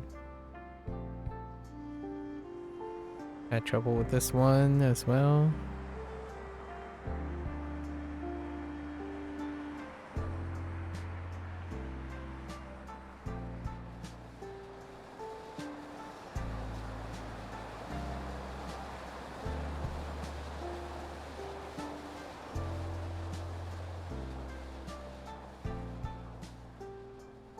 Yawarakai. Yawarakai. This one as well.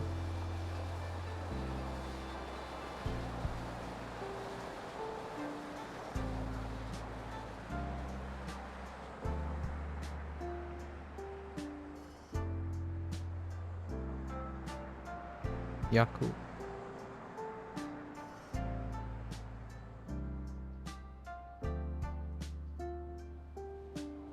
Uru.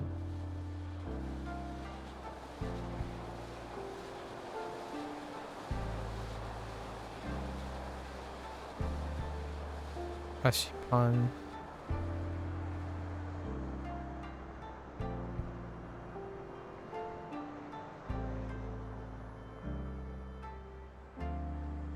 Amai.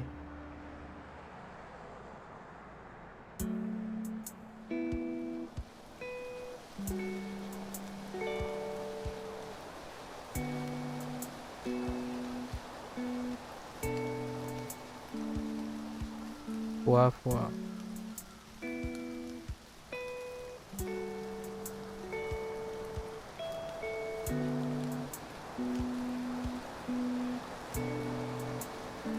Kari kari. Alright. So tomorrow the next 2 days, we're gonna be adding another set on top of this. Although we're pretty ironing out this set too. Got 2 minutes to spare. 2 minutes to spare. My hands, I need to stretch my hand. Oh. Starting to remind me of my death grip from Osu days. Oh.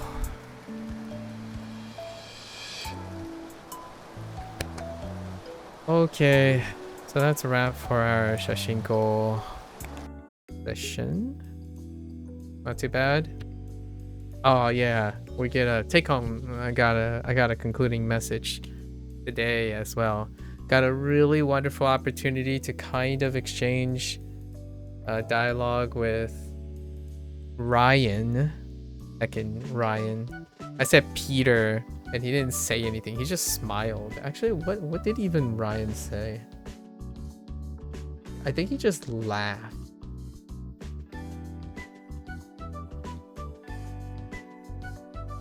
I suppose. I'll have to get back to him on that. So finally, I suppose. I wasn't really expecting to, but we exchanged some words. Oh my gosh, best viewers. My first bot of the day. Nice. So this is a 1 bot day so far. Yesterday was a 2 bot day, even on a short day. Okay, so we finally got an opportunity to speak to Ryan for a little bit. You know, Ryan seems to be in good spirits, and the Switch thing is soon, very very soon. I hope that goes well for Ryan, because when I was talking about DLCs, I talked about that. I dropped the idea of DLC, and Ryan's like, he hasn't ruled that out yet, which is, that sounds like the time and reward and like all that stuff was a bit of a mixed bag. It strikes me as something that's very conservative, a mixed bag. I don't know if he was trying to be tight-lipped or not, but generally speaking, it seems like he's a very transparent person. So hopefully it's kind of a bittersweet thing. I was very obviously ecstatic, but this week having an opportunity to talk to indie devs and then talk about how, and I was like name dropping a lot of things. I always curious how they know, if they know each other or anything like that. And yeah, it's often the reality is a juggling of resources, right? A constant juggling of resources.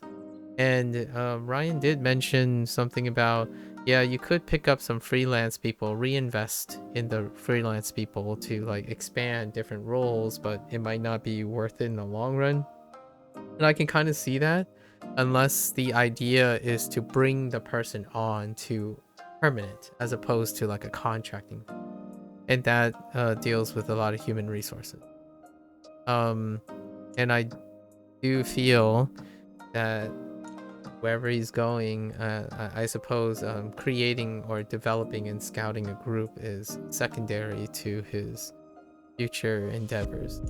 At the moment, though, generally speaking, yeah, one has to take the leader or the person that's in charge has to take that forward investment for, and it's a whole different sphere, right? You have to keep the person, be able to like provide an environment in which that person wants to stay, right, and develop a group, have a common vision and whatnot, and that's an investment forward.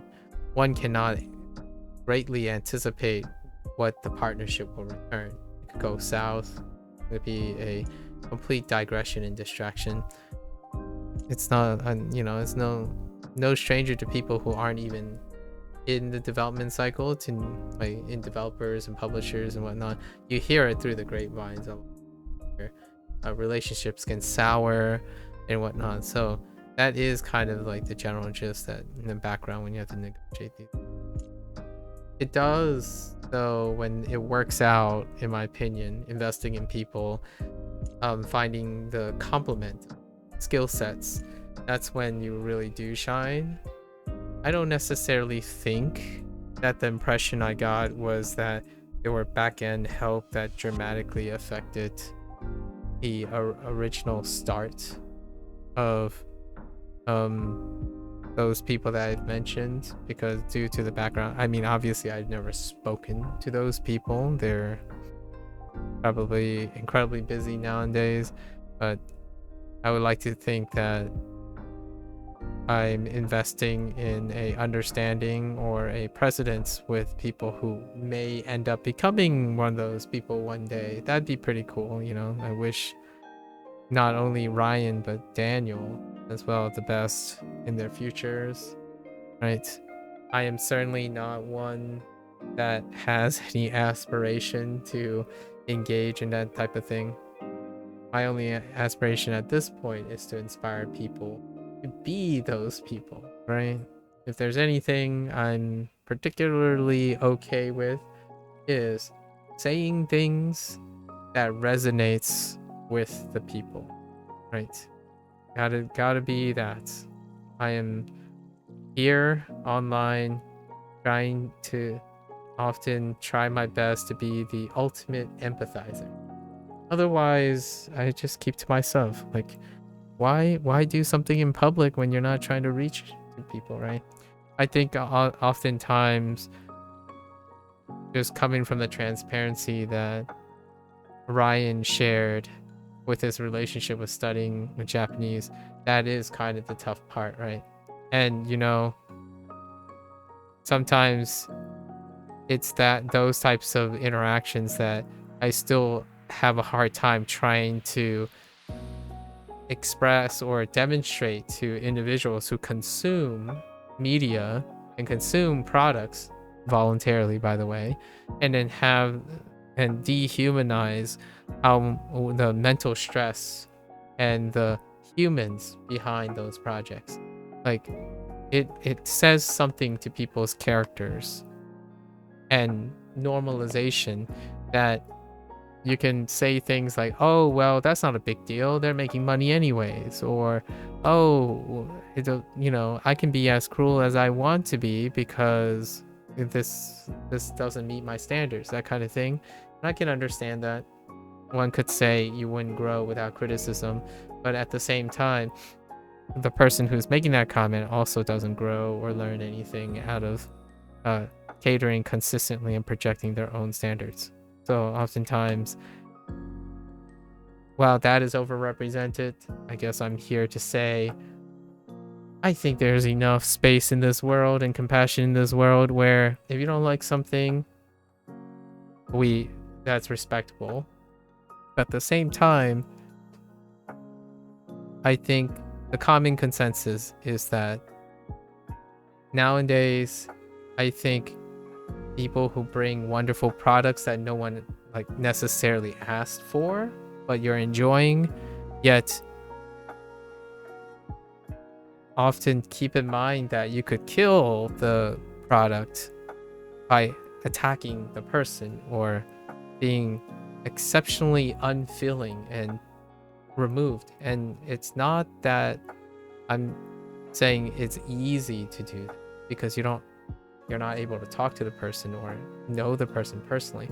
At the same time, people who make these games, people who make your tools, are still human.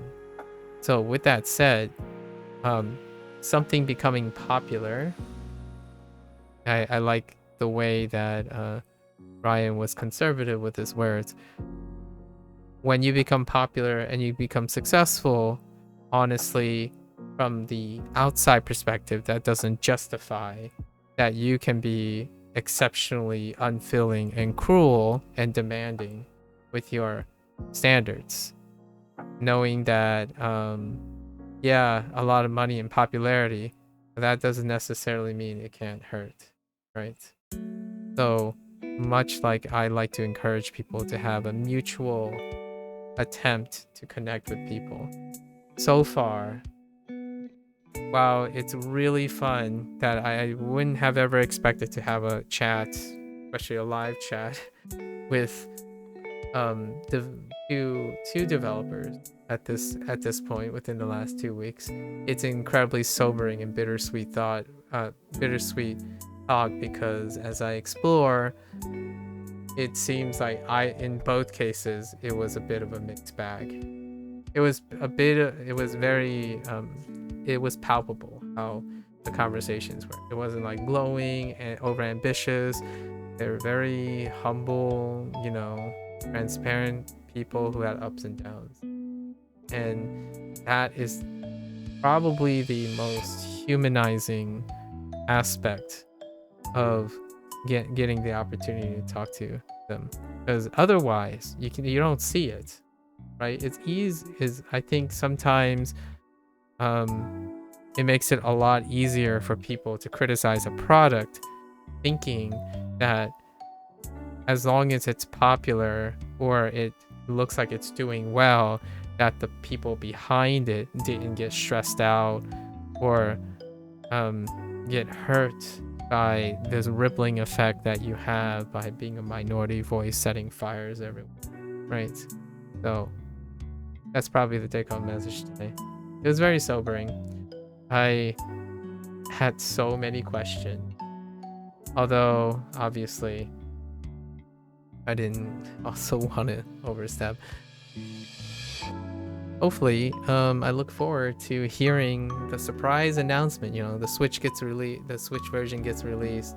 It does really well, and maybe reinvigorate and strongly convince, at least in my opinion, Ryan to make an expansion to Shashingo, or I mean, just make Shashingo too. Sure, why not? I don't know. Or make something else that is a different vessel for this. I don't want the like, in my opinion, at this rate, selfishly, I don't want the edutainment genre to fail again. There was a time that the edutainment genre was really, really big, and that was at the beginning prior to like the internet, kind of. Lots of different types of edutainment things were available in schools and stuff, or like privileged people, like schools that have access to it. And I really love those things. Like Where in the World is Carmen Sandiego stuff, Mavis Beacon, a lot of the math quests shooter things. I don't even know what you call them. Lots of typing things. There were times there were lots of English vocabulary games. So it's kind of neat to see the modernization of them, or a potential modernization. The next closest thing is obviously the puzzle genre, and the puzzle genre is exceptionally closed off, which is both good and bad. First, there is a glass ceiling on how much exposure you can have in the puzzle genre, right? This is a slight digression. Puzzle genre. And then eventually those people will branch into something that has a bigger exposure, because video games tend to be like somehow along the way video games have been detached from the act of learning. Yet you do learn in video games. Not necessarily the most transferable skills on the surface, but understanding how you learn something, understand how you're problem solving, observe, take in information, approach, and solve problems. Those are things that are absolutely transferable. However, somewhere along the lines, in my opinion, people stop doing that. Now it's more like, hey, can I get a game that will hold my hand and implicitly hold me through everything without relying on any ounce of my observational skills? And that's perfectly fine, because you paid for the product, right? That's the justification. You paid for the product, so it should pander to you. I totally get that, right? Those are the people. However, it would be so awesome if developers had the encouragement and wonders and goodwill feelings when the developer goes out of their way to be accessible, right?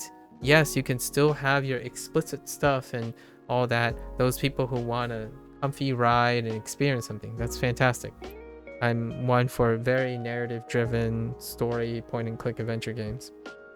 However, at the same time, it's great to also encourage those same people to engage in implicit learning, right? Things that are, hey, can you remember this on your own? Like, we're not going to provide these things. Engage in some of that. Because I actually think in the long run, if you do deduction, subtextual understanding, and implicit learning, it actually goes a really long way for Japanese too. Like when you're learning a language, all those are transferable skills. Actually, just a self-plug here. The things I'm talking about when I'm saying I want to understand the devs through their game, interpret and subtextually understand why they make a certain design, because while it's not autobiographical, I was kind of hinting that maybe the FOMO thing was autobiographical. The idea is the design of the game tells a large story about the developer, right?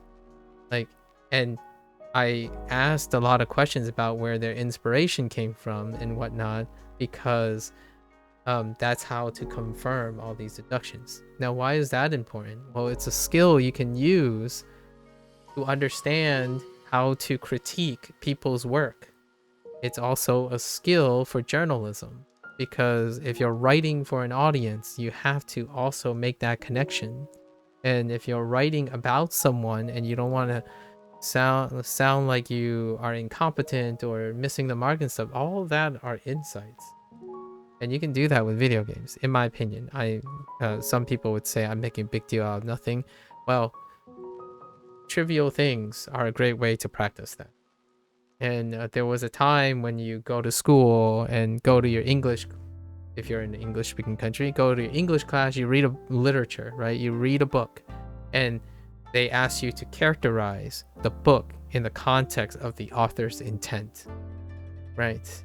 Those are the things that you know a lot about yourself, right?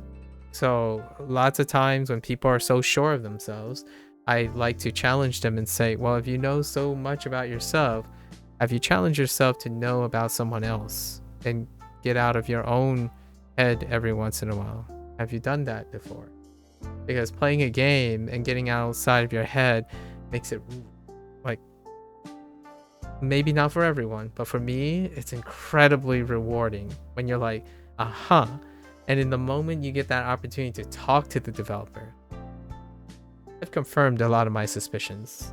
And Daniel and Ryan definitely confirmed a lot of the things that I have been curious. And now I get to say more about them in the future, you know, share their... I really do appreciate when developers are willing to share some of their thoughts and whatnot, because it makes products, it humanizes the projects and stuff. Congrats on completing Unit 18, by the way, Blair. So I hope I get more opportunities. I mean, I have no plans on making this a professional thing, but if I could see myself doing something, it's probably interviewing, creating like an interviewing kind of setup with developers. And yeah, I'm not gonna beat around the bush. My goal is probably going to guide and help and give developers the opportunity to be a face for their product.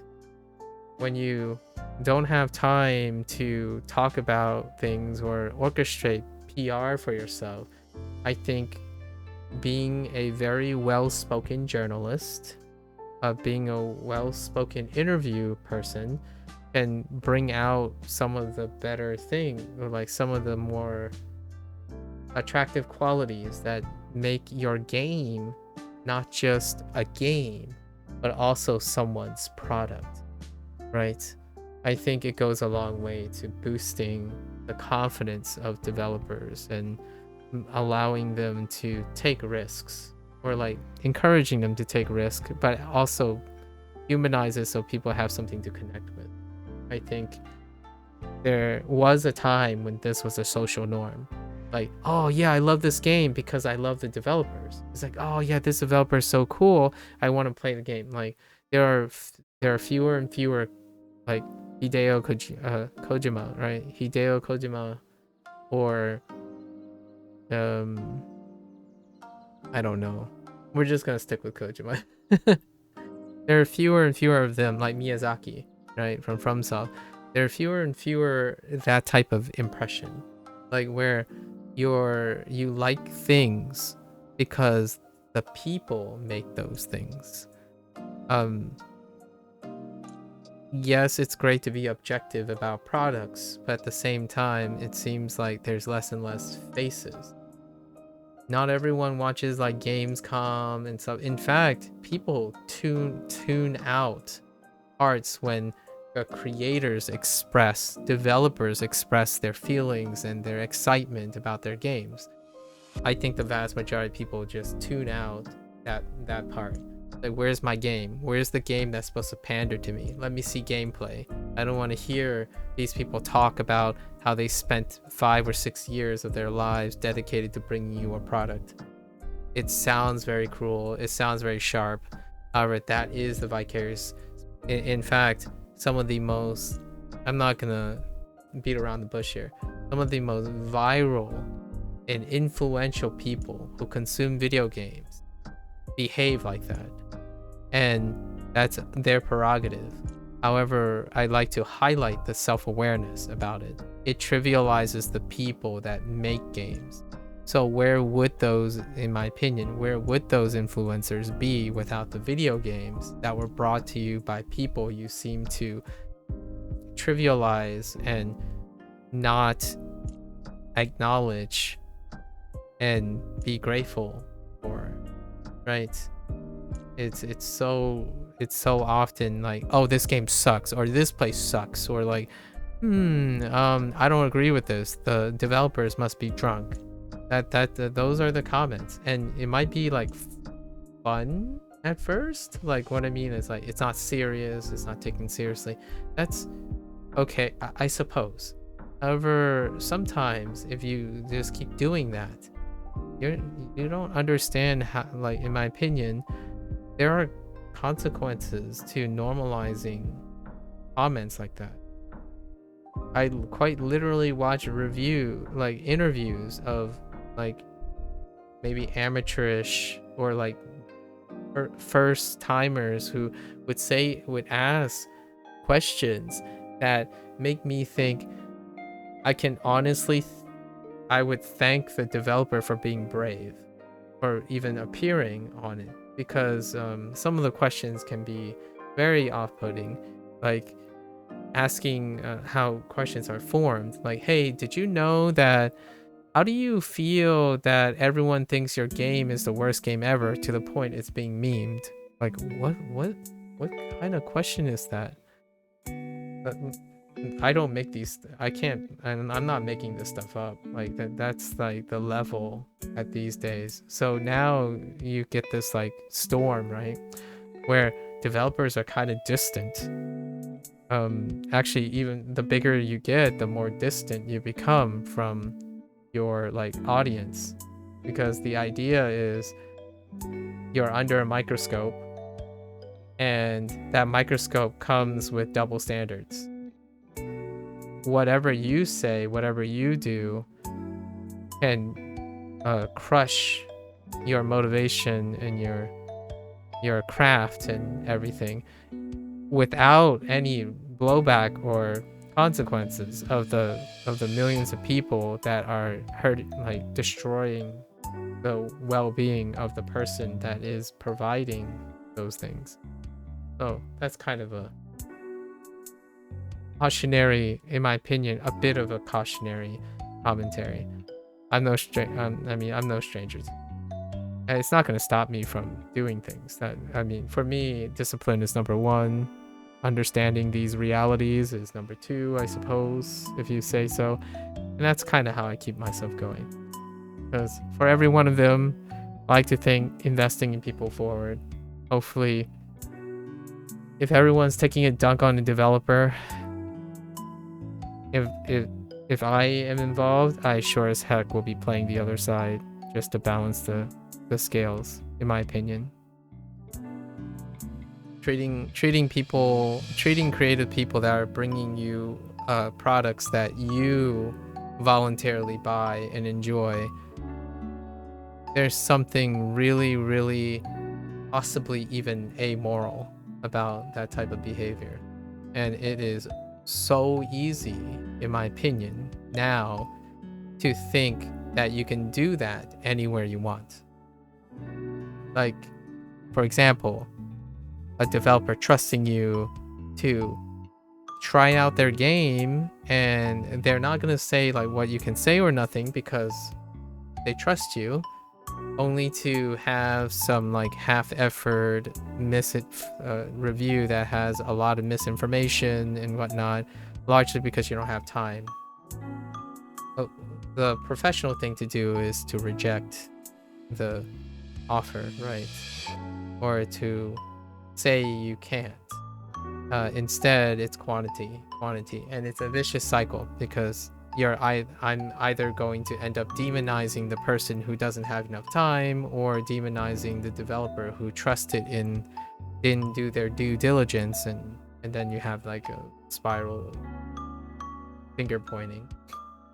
So, happy thoughts, like happy thoughts. Be encouraging to each other. I would love to see that Ryan gets the encouragement he has, because I can't make a game like this. I mean, I don't even know where to start.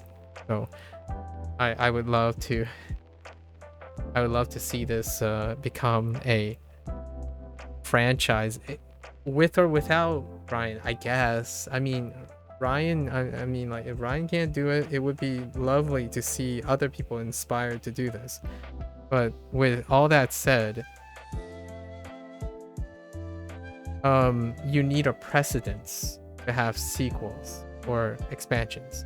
So if Shashingo goes down and Wagotabi goes down, then it never started to begin with. I'm just saying. Business interest, investment interest, and also commonality in the well-being of developers start with trends these days. So that's kind of what I wanted to get an impression of. Like, how are you feeling about it? Like, how are you doing? What is your next project? What is exciting to you? How did this feel? Because ultimately, if that person doesn't feel well and they don't want to continue, then things like this are dead in the water. Because what, you're gonna wait for the next person who wants to try this again and then feel the same way? I don't know about that. Just food for thought. All right.